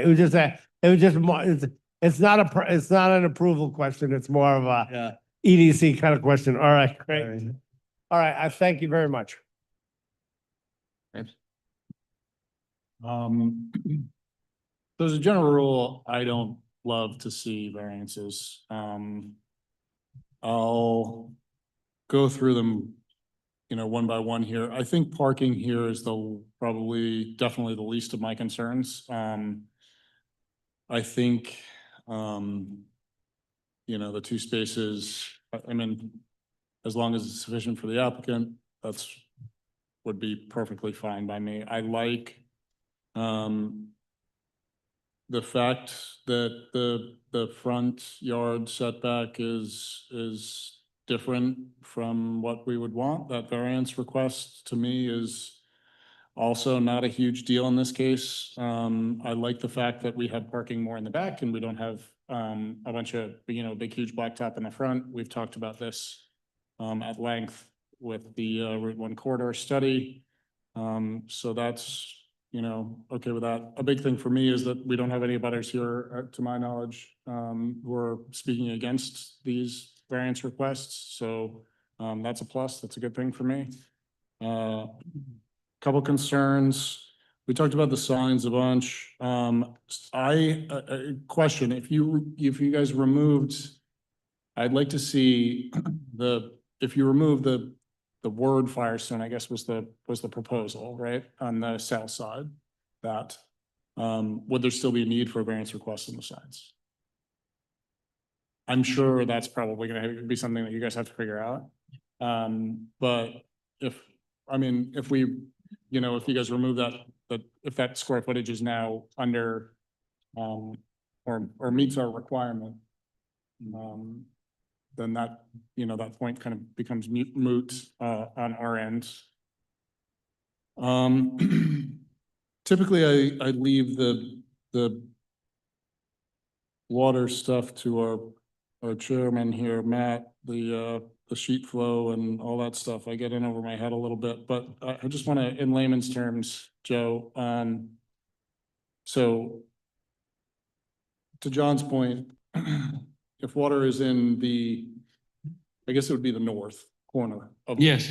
That would flow south where, all along the southern edge of the parking lot is where those pervious concrete panels are. Yeah, so think of this way. It'll be graded north to south. South to north, because think of this way, the building is a plateau. It's the highest, we'll say the highest elevation. I'm sorry? The building's at the highest elevation, so everything flows down to the edge of the parking. And there's a general pitch from, let's say, Franklin Street down to the wetland edge. So, So it would go west, that would be west to east, more or less. yeah, Do you have, are there downspouts in the building? all the downspouts are on the rear of the back of the building, excuse me. And those will just flow onto the pavement? They will be captured from gutters down the back side of the building and then discharged underground to stormwater system. So it's indicated by Okay. this purple line. So those don't flow onto somebody at one point said the parking lot was going to be concrete. That's correct. It is concrete, not asphalt. It's concrete. Stamped concrete, No, just normal poured concrete. pour concrete. Yep. Okay, that looks nice. And so those will flow into, the downspouts will not flow onto the concrete. Correct. Okay. And then those pervious concrete panels all along the southern edge of the parking lot, Yes. what is I assume calculations have been made here that to be able to withstand what? To be able to accommodate what amount of water, what amount of rainfall? They're been sized, they're the apparatus that allows the water to go into the underground for the water quality. I understand that. What rate? 100-year storm event. Okay. So just one more time, the downspouts those go into back into the sewer? Everything will infiltrate into the ground, so it Okay. would go into ultimately to the wetland. Okay, No stormwater is going to the sewer network that's in Franklin Street, okay. so no mixing of that. Just for my personal knowledge, is there and maybe Matt, you can answer this. Is there any kind of relief granted if they use is there any, I guess in my opinion, which may be wrong, water flowing off concrete is probably better than water flowing off asphalt, right? You asking my personal opinion or asking me if there's actually a requirement Your- anywhere that Your says it? personal opinion, I guess. My personal opinion is that, yeah, it's probably cleaner in some respects, dirtier in others for different reasons. But yeah, if you really want to get to PAHs and things like that, sure. I don't- Concrete's better. If you want to get to that. pH, I'd probably want asphalt better. But at the end of the day, it doesn't matter. They're both considered impervious surfaces, and that's all we really care about from a civil runoff perspective is can Okay. stuff go through it. Okay. Diego, a question for you. I got the sense that your professional opinion is that this is, more or less, what we're looking for. I'm not great with the design stuff. And so I'm curious about just your professional opinion on the design of the building, and it's all that you've worked on, we've worked on, as far as what we want kind of the Route 1 corridor to look like. Yeah, I think, just speaking broadly, I think that the design is good. I think that, the applicant has done, everything within their power to really, take all of our critiques and our input and review the vision that together we've kind of created for, Route 1. I think the thing that sticks out the most in my mind is that, in all of our working sessions, we've really prioritized the vision from Route 1. And I think that the rendering that they've kept showing that's from that perspective of the street is super powerful. It's not something that we require by any means. I think that the only visualization documents that are actually named as a requirement are plans and elevations, which typically do not give people a real sense of the space, but something like this does. And I think that even in meetings like this, when we're all talking about it and we're able to get a sense of what that might feel like and what, certain changes how certain changes might impact that space, such as moving signage from one direction to the other. I think it's a useful tool. And I think that, again, just my professional opinion based on my experience in this kind of work, I think that it's a good design. I think that I don't necessarily think that it's perfect. I think the issue of signage is 100% on you guys to decide. I don't want to comment on that. And I saw the design statement, the ARB design statement that the applicant submitted to the board, the ARB. Do we have anything back from the ARB on this? Yeah, there is a didn't see letter from the ARB in here where they Okay, actually are very complimentary They of are. the final design. Okay. Yeah, they okay, good. Sorry. probably the I most missed that. complimentary letter I think we've ever gotten from the Okay. ARB Yeah. on Okay. a project. So Good. Okay. Yeah, again, just, I mean, as much for Attorney Down as for anybody else. When a variance comes before me, if we've got somebody who's in a butter, who's not, these are the rules we set, like, and I kind of expect everybody to play by them. And as long as they're playing by those rules, generally, I don't have an issue, but when I see, we see 3 variances, I generally like to see something or hear something a little more than, well, that's because we want it. I appreciate the project and I appreciate, the contribution, and I appreciate the work you've done. Yeah, the fact that, there aren't any others here to speak against it, I think I'm satisfied. thanks. Well, again, I just want to thank you guys for your time here this evening. I really do appreciate the efforts you guys have gone through. And your willingness to take the criticism here from the board. I think I asked most of my questions as you went through today. And the rest of them, I think the other members of the board have already brought up. So if there are not any other questions for the board, I think I will open this up at this time to public comment. So if we have any members of the public that would like to speak on this matter, please come up to the podium and please state your name. Oh, I'm sorry. I think we have to open it for a Public public hearing, yeah. hearing. Okay, Yeah, so, so we have to make a motion to open it for a public hearing, do we not? Okay, so I move a motion that we open the public oh, hearing. sorry. Second. All those in favor? Aye. Hi, Time, please. Rose Vandover, 20 Top Street. I am a town counselor here in Westerly, but I'm not here at that capacity. I just have a couple of questions myself. Where this is located, it's very close to the intersection of Wells and Franklin. Are there going to be tractor trailers going in and out for deliveries? I know you said deliveries, but you didn't specify what kind of trucks. Are they tractor trailers? And as far as the traffic study goes, how does that all work? Like it's kind of tight and people do go very fast there. I'm just curious about the size of the tractor trailers that are going to be going in and out of there. Are they going to have enough room to turn around? If there's cars parked there, it's a very long, narrow lot. Those are just a few of my questions. Also, it's not clear from your picture, where do people go into the building? Is it in the front or is it there? It's there? Where Is my there a cursor? door there? Yes, You can't, yes. can't really see. Okay.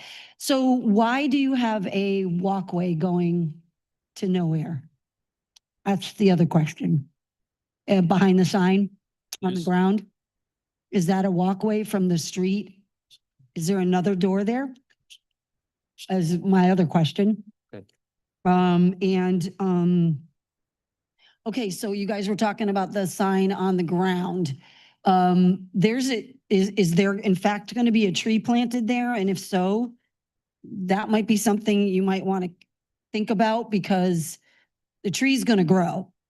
And that's, if you do keep the sign on the ground, it's going to possibly block, if the tree grows, it's going to possibly block the front sign on the building, depending on how big that tree is. I don't know what it is. I don't know if it's just one of them ones that grow flat. So I'm just curious if you do take the sign off the lawn and the tree grows and it blocks your sign in the front, is that going to be a problem for you? Because then you may lose some of your signage. I'm not for a lot of signage, but it just came to mind. If you do leave that sign there, if you move it across to the other side, that might be your solution. But again, with that tree, you may lose your front signage. So those were my kind of takes on this. And thank you. I appreciate it. Are there any other members of the public that wish to come up and speak on this matter? Okay, hearing none. Mr. Nardone, I think we have 3 questions that came up in the book, and I believe Joe may be able to answer the question on the trucking. If you want to clarify, I think you brought it up at the beginning of the meeting, but maybe you can clarify that in terms of how trucks come in and out of the site. Yes, there's be a 18-wheeler tractor trailer that'd be arriving to the site once a week during business operations. You know, the makeup or the width of the driveway has been developed to have that truck movement in and out of the site. The sidewalk that's behind the fence, it's ideally for, you know, to access the building. So, you know, individual doesn't have to cross the driveway in order to get to the front of the building from if they're on the driveway. The other thing is ADA compliancy. So an individual from Franklin Street would walk onto the site, turn the corner, and then around the site, the building to the front entrance. There's a Door man is where door. my cursor is. There's a man door on the west side of the building, yeah? In my rendering that I'm looking at. There's no intention for what was it, an egress door? I don't believe there's any intention for a door. No, it's like got an open sign on it. Black anodized aluminum storefront. door. That's a big. No, you see the sidewalk? It's shown on the design drawings. It's shown on the design drawing. Yeah, so as far as the sidewalk goes, this rendering we put together, fortunately, they didn't do it to scale. There is a portion of that sidewalk that connects to the front of our store. What you, I think, are looking at is where like the open sign is, maybe potentially on these renderings. Those aren't doors, those are just storefront windows here. Just one of the safety glazed windows. And then as far as like I said, this part right here on this thing is going to connect into the front of the store. So there is, as shown on the plans, you can see it on the plans where that sidewalk kind of wraps around. Unfortunately, it's just not shown on the rendering. But as Bill said and Joe said, it was, you know, ADA compliant and with the, you know, pedestrians being able to access the front of our store without having to double cross our parking, more of a safety factor.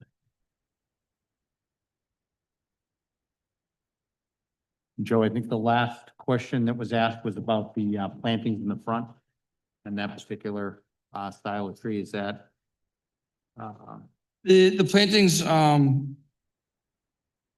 forgive me, I get the name of the tree. They'd be manicured so that they won't be covering signage, you know, routinely, you know, maintained. I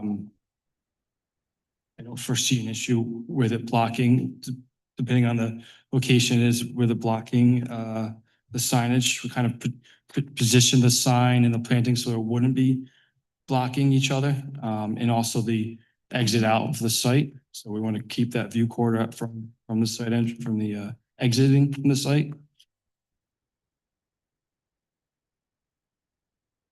So I had one last question then. Just because I started frantically looking as James asked a question earlier, were you able to figure out what the square footage would be for just the Firestone emblem or no? Okay, that's fine. I was just curious if you had it. Is it listed on the, no. I don't remember ever seeing in the plans that it had the square footage broken out by the signage, just the totals anywhere. So.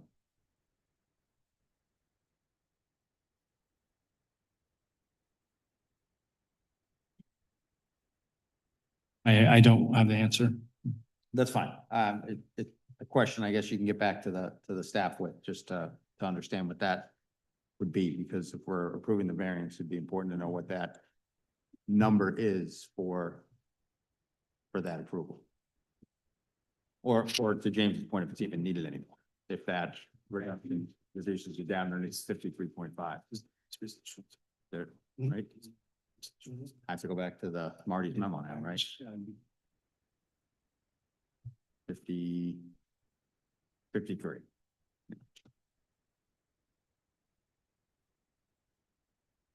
Hold on.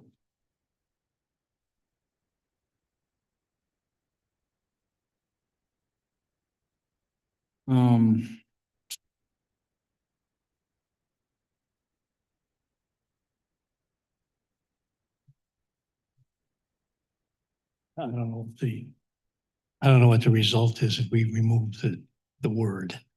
What's that? I don't know what the result is square footage wise if we remove the word Firestone and just leave the logo. No, that's fine. I just curious if you knew, that's all. I was hoping you'd be able to be like, oh yeah, that's this. Yeah. And we could move on and without have the answer tonight, but it's fine if you don't understand.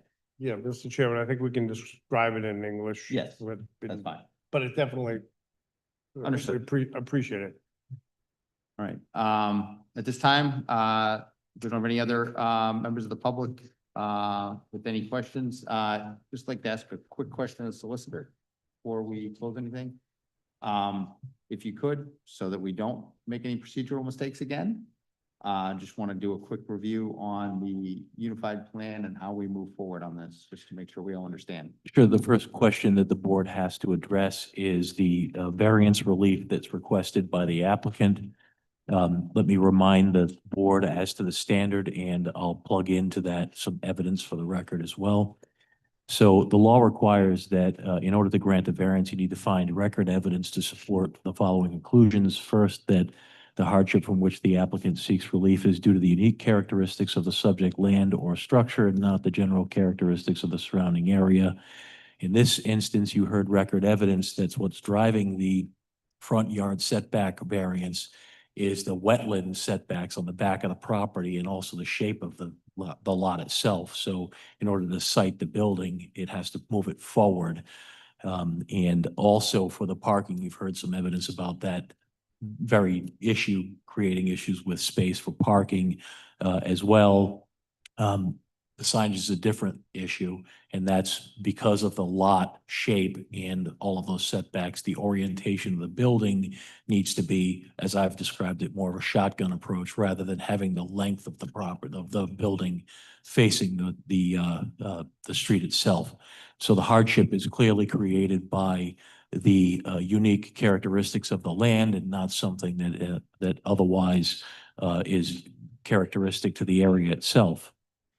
The second finding is that the hardship is not the result of any prior action of the applicant. Certainly, the applicant didn't create the wetlands or the shape of the lot itself, so this is not the result of something the applicant has done. Then the third is that the granting of the requested variance will not alter the general character of the surrounding area or impair the intent or purpose of the zoning ordinance or the comprehensive plan upon which the ordinance is based. And in this instance, you heard record evidence that there are several properties in the area that have the same orientation with respect to front yard setbacks and other issues, including signage.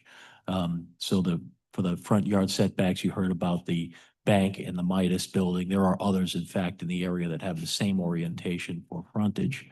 And as far as the signage goes, if you look at the Midas building, I think not only is the building a box and doesn't have the nice A-frames, but it has the same kind of length wall signage that is being proposed by this applicant. And just to remind the board, the relief sought are the 2 parking spot variance, the frontage, and also in this instance, we've modified this evening's request for the wall signage to be reduced to whatever amount is necessary to allow for the Firestone emblem to be on the south side, but eliminate the word Firestone on that south side. So if there's any relief required to accommodate that, that's the relief they've modified it to this evening and not the full length that they previously sought. So if the board agrees with those findings and the evidence that I've set out, then someone could certainly move to grant the variances that I've described on the record this evening by saying so moved. All right, we do that. Mr. Solicitor, do we have to close the public hearing first? You can do that. Thank you. Get the mention. Go ahead. Okay, can you take us through procedurally? I did a look here.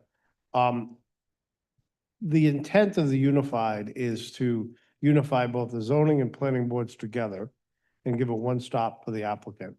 It is. And most of our applicants come and they come in with a preliminary and then when they come and then we sometimes continue, et cetera, go to another meeting. Is this under the unified approach here that the state passed? Is it their intent to quicken the process as well? I mean, do they see us doing everything in one night for each applicant, or is it all depends on the condition? I couldn't answer that by a yes or no. I'd say it always depends on the application. Okay. And a quick example would be if, after you've heard even a minor development like this, if there were pieces of evidence that you thought were necessary in order to completely resolve any of the issues that I've raised this evening legally, that you need to find record evidence to support, then you could certainly say to the applicant, we need you to come back with further evidence, and you need to define that specifically to the applicant. Okay. But generally speaking, the concept is exactly as you've described. It's to get projects faster to approval with less red tape so Okay. that we're not going through a very lengthy approval process that's both time consuming and costly to applicants. Okay, thank you. And don't sweat it. I'm trying to find this. No, don't sweat it.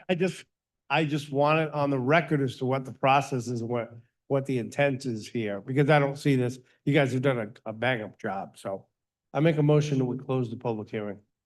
Second. All those in favor? Aye. Motion carries 6-0. We have a recommended motion that the town solicitor has put forward, or a description of a motion that the town solicitor has put forward. So I think we have to have a findings and we have to make a motion regarding the zoning issues. Correct. Right, which is what I've attempted to do, Mr. Chairman, is to lay out the findings that you needed to make and the record evidence that I think supports those findings. So what I've described is to do that. And if someone would like to adopt that as a motion to approve the variances, the three that I've described specifically on the record, someone could do that. Okay, I'm ready to make that motion with, and I think just for clarity for folks. So with regard to zoning and the variances, the front yard setback, which is at 50 feet, which will now be 20.5 feet. That's the variance, and which puts it in line with surrounding structures. Okay, You're moving to approve that. I'm moving to approve that, yes. That's the variance we're approving, and that's what resulted. There There are are actually three. So Just I've parking. described three that should be moved together. The first of which is the front yard setback, which is, I'm sorry. I'm going to blame Diego for this. He closed my memo. So hang it's on. 29.5 feet. Let me just verify that by the memo. Give me Right. 1 second. Yes, 29.5 feet for the front yard setback, 2 parking spaces, and then whatever wall signage foot relief they will require by keeping the Firestone logo on the south side, but eliminating the word Firestone. Correct. I make that motion. There you go. I was gonna go more specific, but yes. Can I say what? I think, just to be totally, We're going to need a second before we, Firestone. excuse me, Mr. Chairman, point of order. We're going to need a second before we can have any discussion. Go ahead. I think the way. Dave, you're gonna second. Can I add conditions to the second, or I just second it? During discussion, you can add conditions. I would second that. Okay, you have a comment. There you go. just, and this is a minor comment, but not only are we eliminating the word Firestone, but it's also auto. Complete auto care Yes, underneath as well. That's fair. Thank you. thank you. And you had a, Just per staff recommendation that, minor modifications, to proposed development plan may be approved by the administrative officer. Sorry. would that will be the second half we have to do. So that's Sorry. after we do This is just the zoning. zoning piece. Yeah, so Okay, never mind. Yep. I think Strike for, that top. for the zoning relief, any changes to the plan would have to come back to the board. And then it would have to be, the approval is consistent with the plans.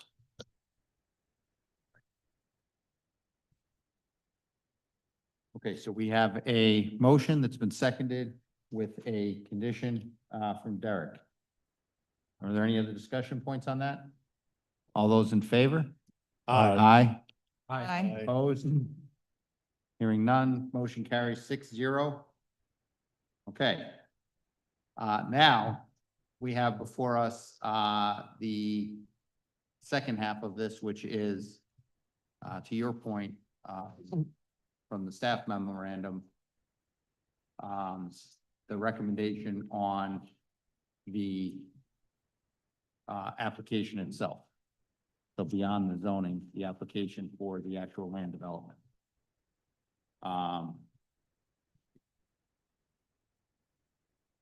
Just to clarify, just as a point of discussion before we go into this, because we don't have any conditions written in the staff memorandum at this point. There are a couple that I do want to bring up in here. And there are conditions that the applicant has brought up as they did their discussion. They are still waiting on approval from DOT for a curb cut. They are still waiting on final approval from RIDEM for your stormwater. And did RIDEM give you final approval on your wetlands boundary as well? It's part of the application. Part of that, okay. All right, so they're still waiting on final approval from RIDOT for their curb cut and for their RIDOT and RIDEM, thank you. What was the last one? No. We had a discussion about the sign, the ground sign placement. Is that a condition for us? Did we want that moved over or are we good where it's at? I think if they reduce the size of it, then they wanted to leave the sign as is. Yeah, So but that was, but there was discussion about when you're pulling out the driveway to look up, to look north, it may, it seems to be far enough back from my perspective, but did you want to move it more to the left, as I'm looking at the building, more to the left side of does the board want to move it more to the left side, like where the tree was right there? Further back toward Route 1, toward the north. I'd be satisfied. I'm satisfied with them removing the big red sign on the building and leaving. yeah, I agree. It's just the position. Was there a discussion about position? Do we No. care? no, I think that. We good with it? Yeah. I think- All right, good. That's all. Were there any other conditions that members of the board wanted to have as part of this application? Right now, the only other ones that are conditions of approval are the standard that any minor modifications may be approved by the administrative officer in consultation with other town staff, and that final approval for this project would be administrative. Are there any other conditions that members of the board would want to add to this particular application? No, I think it's a text. Do we have, and I'm having the same problem here that I did with my computer at home. Yeah, but do No, we we have don't. drawings of the building? Basic drawings of the building? Yeah. Floor plate layouts and everything? Yes. Okay. We don't have bay drawings. Right, so I was thinking basic floor plate drawings, what does the inside of the building look like, reflected ceiling plans, things that we have seen on other projects as well. Are you referring to structural plans, Mr. Devine?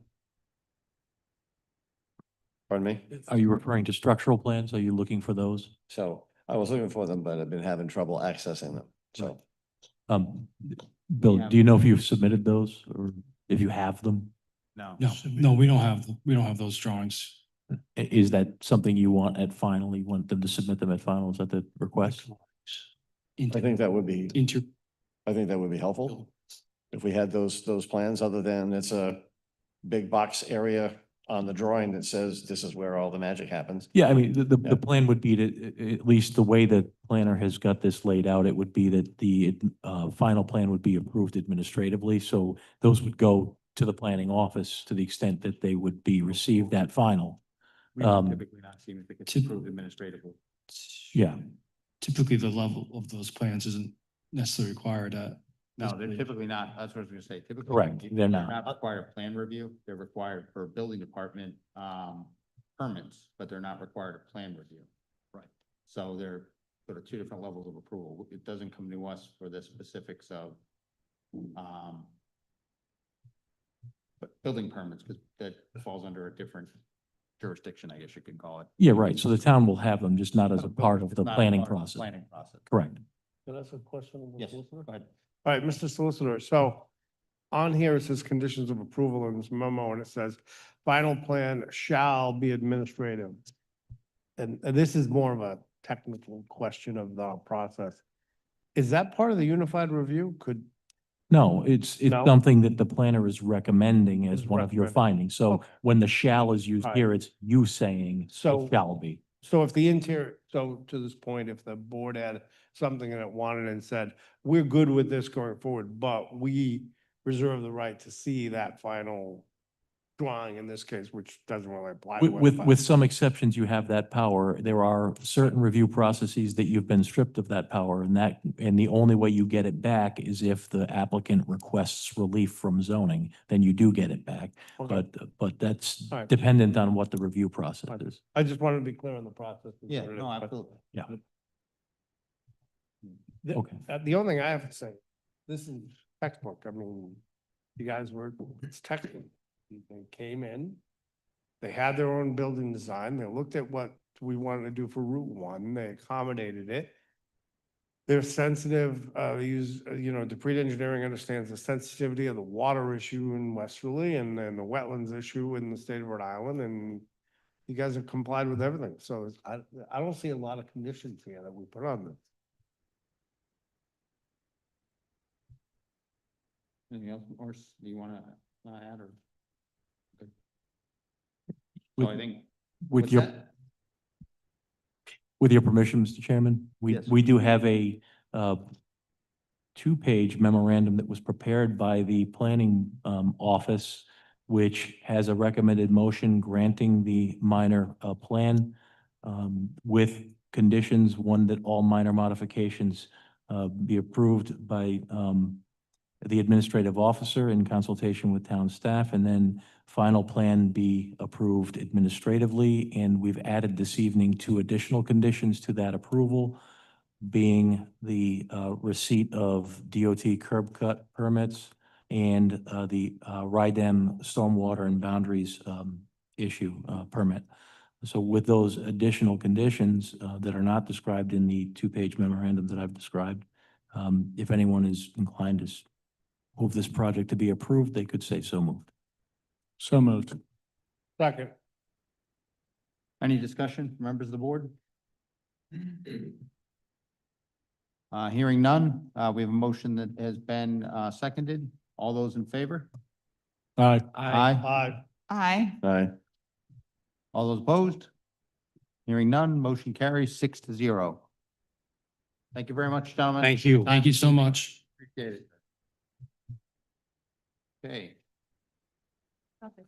Our next order of business is Administrative Officer's Report, future agenda items and planning board activity. We all should have received in our packet the March 17th, 2026 future agenda monthly report matrix.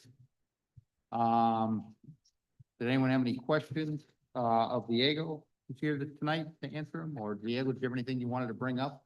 Yes, first. Yeah, not specifically. Again, I just preface that, Aiden was the one that prepared this document, but, you know, we debriefed before the meeting, so I can do my best to answer any questions that you guys may have. John did have something that he wanted to add to this, as we're going forward. As Oh, right. a key item, to add to our summary each month, and I'll throw it out to the board here to see where we're going on this. So in the past, Diego had a hand in putting this together and pulling all this data together for us. And keeping a running total of what our housing stock was in the town and what our numbers were for our LMI housing and where we're at on our numbers. It's a question that keeps coming up. It's a question that we keep having to answer going forward. It's a question that we're always going to have to defend as we go through this. And it's a question that's going to come up every time we talk about approving redevelopments that have LMI associated with them. John brought this up last week, bounced this around to Aiden, myself, to Scott, and others about, hey, can we add to our planning board activity list? You know, we kind of keep all these stats, we keep all these things to keep us abreast of what's going on so that we have sort of this one-stop shop thing every month that gives us what's going on. Can we add to that tally? Tally's not going to be updated monthly. Obviously, I think we generally look at it on a quarterly or semi-annual basis. But what we don't carry forward on this in our numbers, and John brought this up, which is a very valid point, is we don't carry forward on our percentages the stuff that's approved but not built. So when we're looking at it, we're looking at the percent, and the state's looking at it when you look it up online. Where we fall right now is what's been built. It doesn't account for what's been approved but not built. So things like South County Commons, the second half of the Trendsetter, the Habitat stuff, none of that counts towards our numbers yet because it hasn't been built. We know it's out there, but we don't really account for it we know in our heads it's there, but we don't really account for it in numbers anywhere. So having those things at our fingertips every time we look at it, so we can say, hey, here's our percentage, here's where we're at, and here's all the other ones that we know are in the pipeline that would add to our numbers once they're built. So that we always have that sort of running tally in our head as we're looking at this. Is kind of useful information for the board to have in front of us each time. And like I said, it's not going to get updated every month, but at least you'll have it every month in the meeting in the report. But it's more the useful information, not just for us, but we get asked, like, I've been asked by town councilors, like, how many units do we have to build? Or how many did we approve? And, you know, to have that information there readily available for the public to see, for the councilors, and they're talking to state officials, so it's trying to say, so right now, we need to build an additional 542 affordable units. And he and I Okay. hit on the number together. Together, right? And it's funny because we both knew the number, but we knew it from two different sides. I knew it from what's the total we had to build at the 25% LMI. He knew the number based on just the number of LMI. Right. But the funny part is we both knew two different numbers, but arrived at the same solution.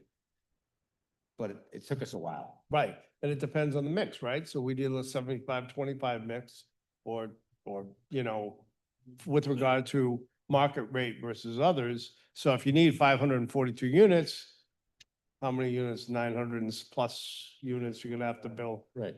Right. So it ends up being a big number. So and to say we get all caught up in the numbers is really important. It's kind of important, but it's more important within the concept of how we think about the town, how we look at the town. Every time we go through these things, I pull up the GIS of where it is and I hit, okay, where's the aquifer overlay district? All right, where are the wetlands? Where are the, you know, in terms of, and virtually every project we look at, there's wetlands nearby.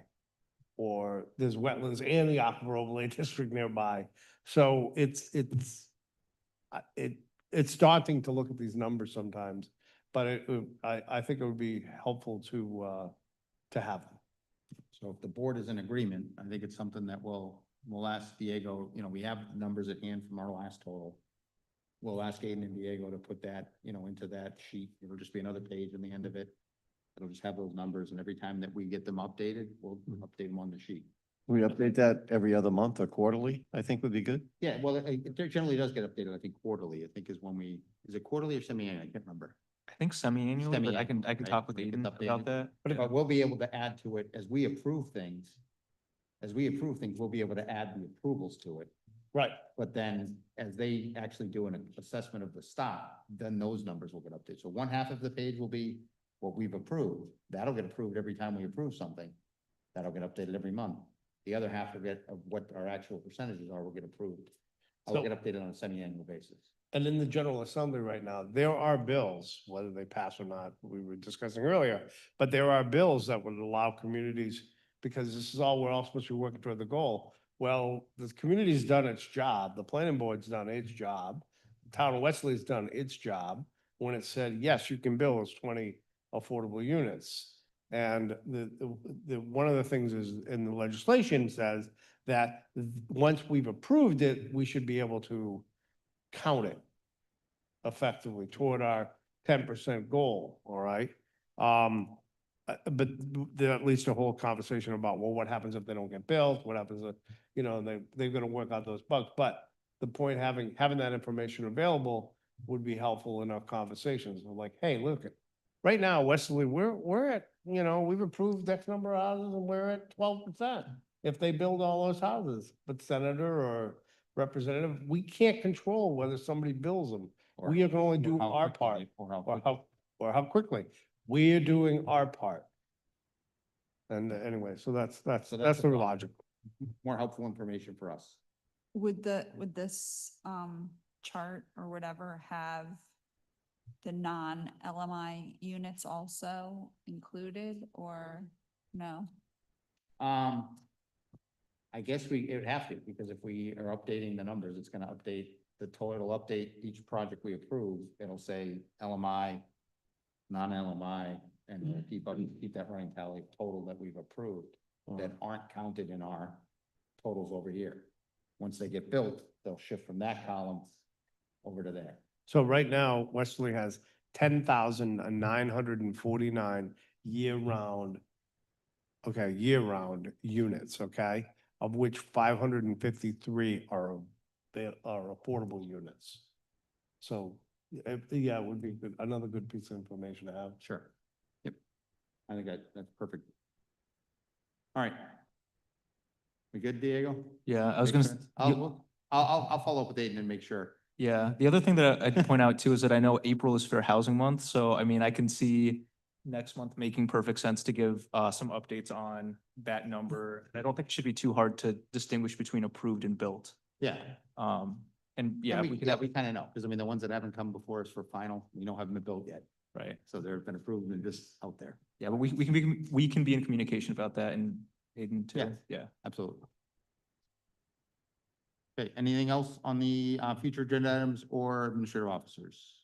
Just, so last night it happened to be because of 250, happened to be at the council meeting, and I heard the Affordable Housing Committee is talking about, it sounded like renting rooms out in houses or allowing people to do, it was, I can't remember what exactly the term was, but it was kind of shocking, which just led me to, and make the statement to the council that we all need to work together, council, planning board, and the new Affordable Housing Committee. So we talked about that happening soon. Is that next month or is that, remind me? When do we want to get together with them in a joint to kind of talk about where their minds are, where the goals are? How does that fit within the comprehensive plan? For example, they appointed an Affordable Housing Committee. I know I looked at the comprehensive plan and a lot of us have looked at the comprehensive plan to sit up here. My hope would be that the Affordable Housing Committee has been instructed to go read the comprehensive plan, especially in those areas having to do with environment and all this other stuff, but most importantly, housing. You know, so that. To Diego's point, when we get to our next, our last agenda item of the evening is, that next month is Fair Housing, month.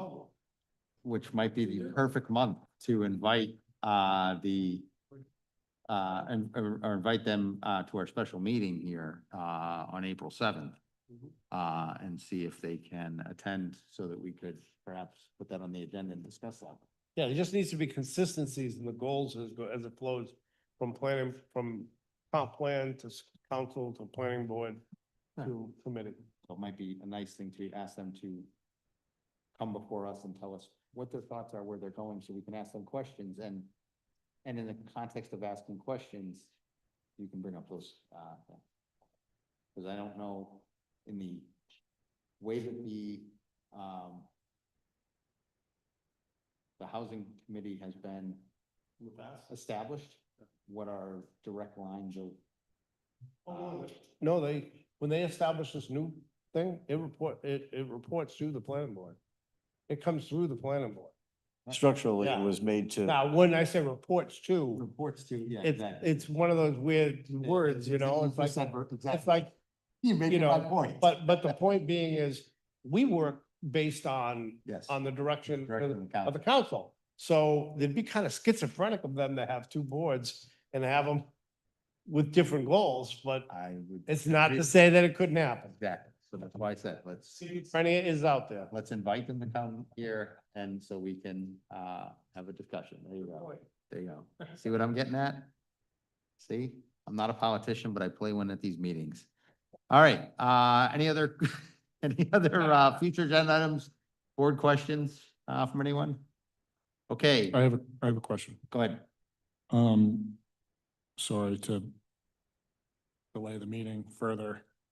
Scott, for the solicitor, when you were speaking about relief, zoning relief, and specifically about hardships and where we should grant relief, you preface that by saying that your neighbor doesn't matter, basically, you know, like, because your neighbor has it doesn't necessarily mean that you should be able to have that same relief, an abutting property or a nearby property.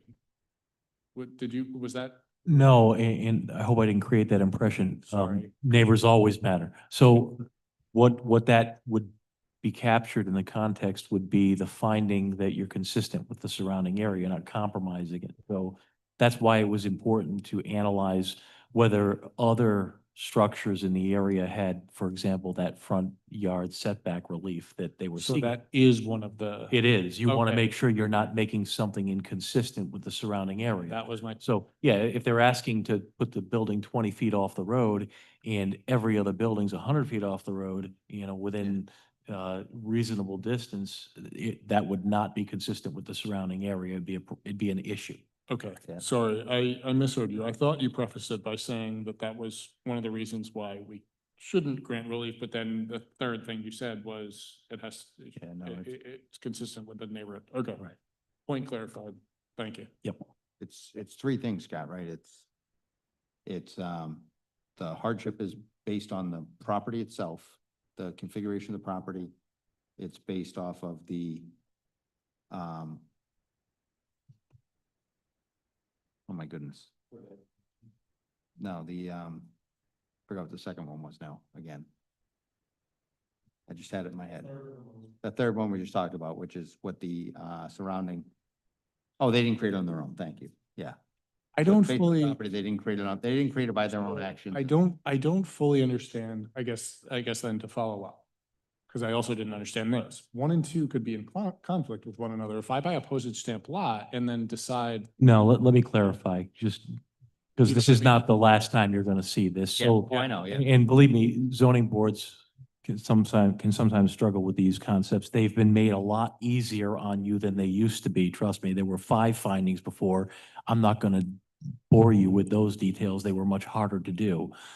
This is a very simplistic approach to variances now. So the first is that the hardship from which the applicant seeks relief is due to the unique characteristics of the subject land where they're putting it, right? Or the structure.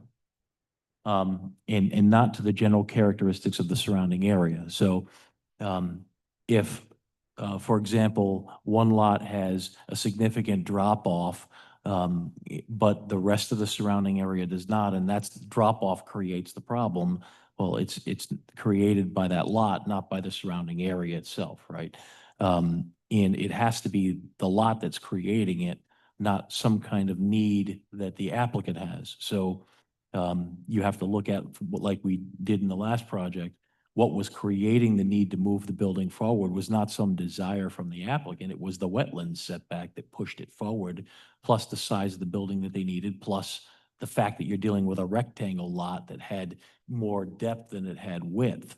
And so that forced you to put the building the way it was. So what drove everything there was the way the lot was laid out, the way the land was, its uniqueness, not some desire of the applicant or some whim.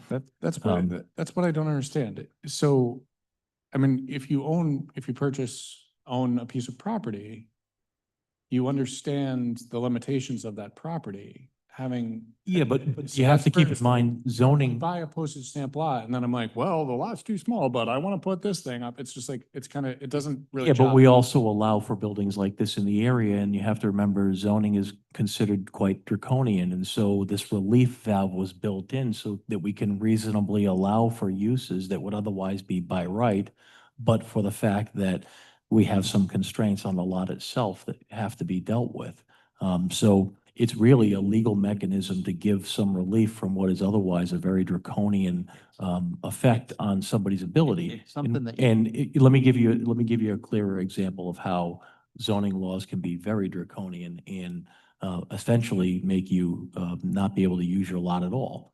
And that's when you come to a point where you're dealing with perhaps a substandard lot, but one that, because of the setbacks, would basically make the building envelope either non-existent or so narrow and so small that you couldn't build on it at all with any reasonableness. That has actually happened many times in my career. So you'll have a 25 or 30-yard setback that puts you, or feet setback that puts you to the point where the building envelope may allow you to build a small shed. That's not reasonable. And so the reason why we have variances is for that very purpose, so that we don't create a situation where you own a lot and you're not allowed to do the use that's allowed by zoning otherwise because of the restrictions on setbacks or area or things like that. So it's allowing, it's giving us leeway, but it's not, to put it, I guess, in legal terms, like, the burden is not on us to approve. The burden is not on us to approve because those conditions, we can still say no, even if we can still deny the variance request, even if if they don't meet the standards, and again, there's a reason I'm reading those standards to you, because they matter. It's the process of zoning relief is quasi judicial. Okay, it's different than what you do as a planning board. As a planning board, you have more discretion. When you're dealing with a zoning relief requirement, it's completely driven by statute. If the statute says what it says, you have to apply that law. So you're not allowed leeway. That's the way zoning relief works. It's quasi judicial. And it used to be, and I've represented zoning boards as well as planning boards, and I currently represent the zoning board here. You have to remind the zoning board that they are a creature of statute, that their role, used to be circumscribed to variances, special use permits, and in some jurisdictions, they may have aquifer protection permits that they could issue, but that's it. That's the only thing zoning boards exist to do. It's defined completely by the law. They're confined completely by what the law tells them to apply. So that's why when we're applying those elements here at the planning board now, you have to understand your role in granting zoning relief is far different than what you do as a planning board. It's quasi judicial. You're required to follow that law. Yeah. And that's it. And James. The law says if the hardship is created by the lot and its unique characteristics, and they're able to demonstrate that, and if they can show that it's not something they created, that hardship, it's from existing, and that it's consistent with the general character of the surrounding area, if they can make those three elements, you have to grant the relief. Okay, I want to ask a more basic question, because I think this is weird, and correct me if I'm wrong. So every lot within this town is not necessarily buildable. Is the assumption under the law that under zoning that you would give relief? In other words, if there was a lot and it is entirely wetlands, and you buy it, So I know you bought a pick and a poke, right? But you bought it. Can you then go to the zoning board and say that you want to develop it? And is the law, there's basically the assumption on the part of the legislature, the assumption on the part of the zoning law, is it that everything can be developed, highest and best use for the owner? No, and Okay. I can tell you in my career, there have been instances where people have tried to develop lots that were undevelopable, but that's a moving target. So it Correct. used to be, there's a great example of it in Cumberland, in my hometown, where a gentleman moved to build a house on a lot that was ledge that, you know, the slope of it was so drastic that under the ordinances at the time, it could not be developed. And he did his damnedest to blast out all the ledge and do what he could, but you can't change, you know, a leopard's spots. So at the time, that was an undevelopable lot, but we've moved away from those concepts. And so sometimes what was historically undevelopable becomes developable. So, and it's part, I think, a recognition that they ain't making any more land. So at some point, I suppose I could envision a future where everything's developable. It's just a Okay. question of how you do it. But Could be- right now, your extreme does not exist. The Can flo- you build on complete wetlands? The answer right now is no. Can I But- see a point in the future where you can put a Floating tilted garden, house or, you know, yeah, sure. the floating gardens of Westerly. Or maybe Yeah. we'll all be living on rocket, you know, barges that float Okay. over the earth. I don't know, but it's. One specific question about Cumberland. Is it not true that someone built on the top of Diamond Hill a house? I heard that there's a beautiful home on the top Is- of Diamond Hill. Yeah. There is. Okay, So all right, I rest my case, thank you. all you really need to remember about this is that all of this stuff, when you're dealing with zoning, and Yeah. to Scott's point, it's built on precedent and court cases. Somebody somewhere had gone to court and sued a zoning board somewhere to force something to become part of the statute. And that's why a lot of this stuff is there. Yeah, and the laws, the law as it exists now, as it relates to variances, has changed drastically in the last 2 years. There used to be some quite difficult things that we grappled with on, you know, whether you had to demonstrate economic hardship or there were other standards that were much more difficult to grapple with and were defined by a million different cases. And it's much more simple now. And I think that's by design. Right. It's to avoid a lot of that. It's to avoid the concept that you can't develop your lot and can't get relief. Do abutters, if, for example, if you had a very thin lot and you had an abutter and you were seeking zoning relief from a setback on the side, you wanted to build and it was a thin lot, and the abutter says, you know, my property, my house is well, you know, within, you know, it's not within the setback. It just feels like, I don't know, it's like, well, my lot's not right, so if for this property, and it's kind of like, I don't know, what's the point of the zoning ordinance? Is that, you know, like, it's like, other than that, how's the play, Mrs. Lincoln? It's like, I could give that's you, the whole If thing, you right? think of it, New England is unique in this respect, is that, I shouldn't say it's unique. It's more unique than other areas of the country in the fact that, you know, a lot of our lots are historic. They are split, broken up over the years from, you know, farmland that was divided, subdivided, and the like between family members into these very odd shaped lots.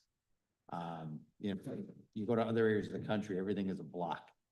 Zoning becomes so much easier when everything is a square, because everything complies no matter where you go. Here, it is an absolute mess when you try to do zoning, because every lot is unique. I have a property that I work on in New York City where if you actually follow the tax lot as it's drawn on the tax map, it's a rectangle. But if you follow the meets and bounds as it's described on the actual survey drawing, it's a straight line. Now, tell me how I can develop a straight line, because it's a straight line. It literally goes this way, this way, this way, this way. It's just an L straight line. And it's because the surveyor who originally drew the lot screwed up. and nobody ever corrected it. So for over 150 years, the lot has been drawn as a straight line on every transfer that's ever been given. But on the tax map, it's a rectangle. So go figure. I don't know what to do. So, get back to our, future meeting agendas. Yes, sorry. Yeah, no, that's all right. No, it's all good. That was all good.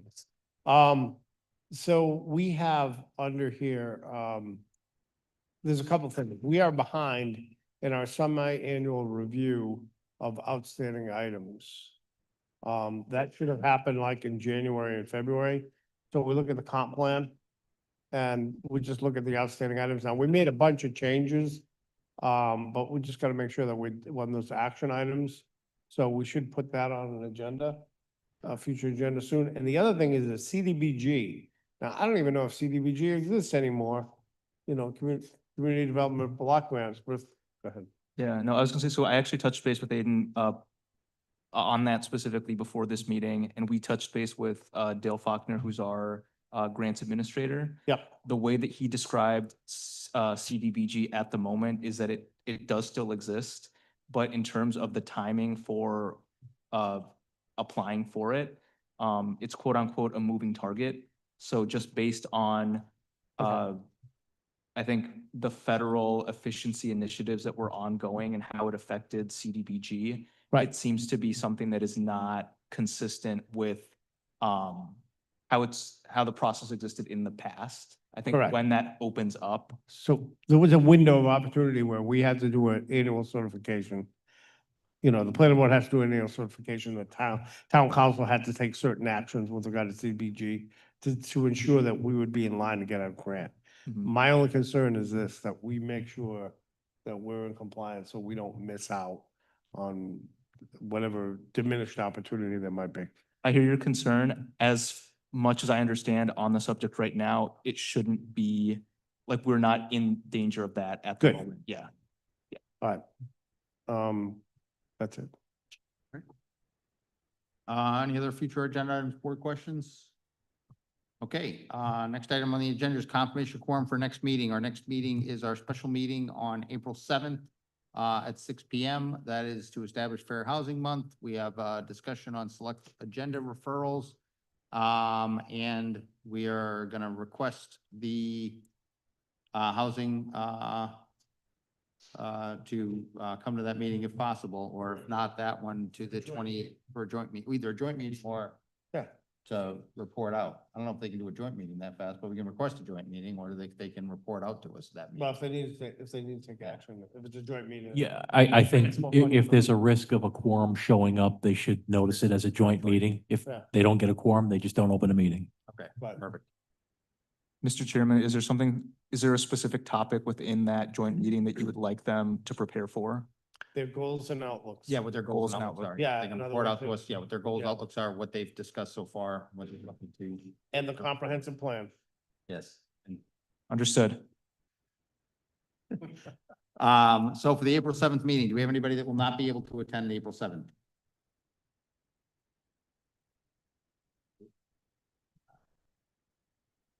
I want to double check here, just because.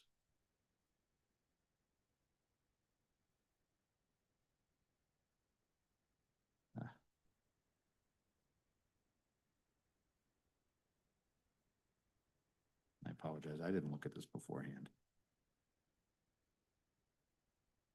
No, I'm good. Okay. April 7 or April 8? And then April 7th. And then, the next, is, April 21st, is our next regular meeting. That's preliminary plan review for 248 Post Road, Rings End. Anybody will not be able to attend that meeting? Okay. Looks like we'll have a quorum for both of those meetings, and that is the last item on the agenda that I can do anything about. Motion adjourned.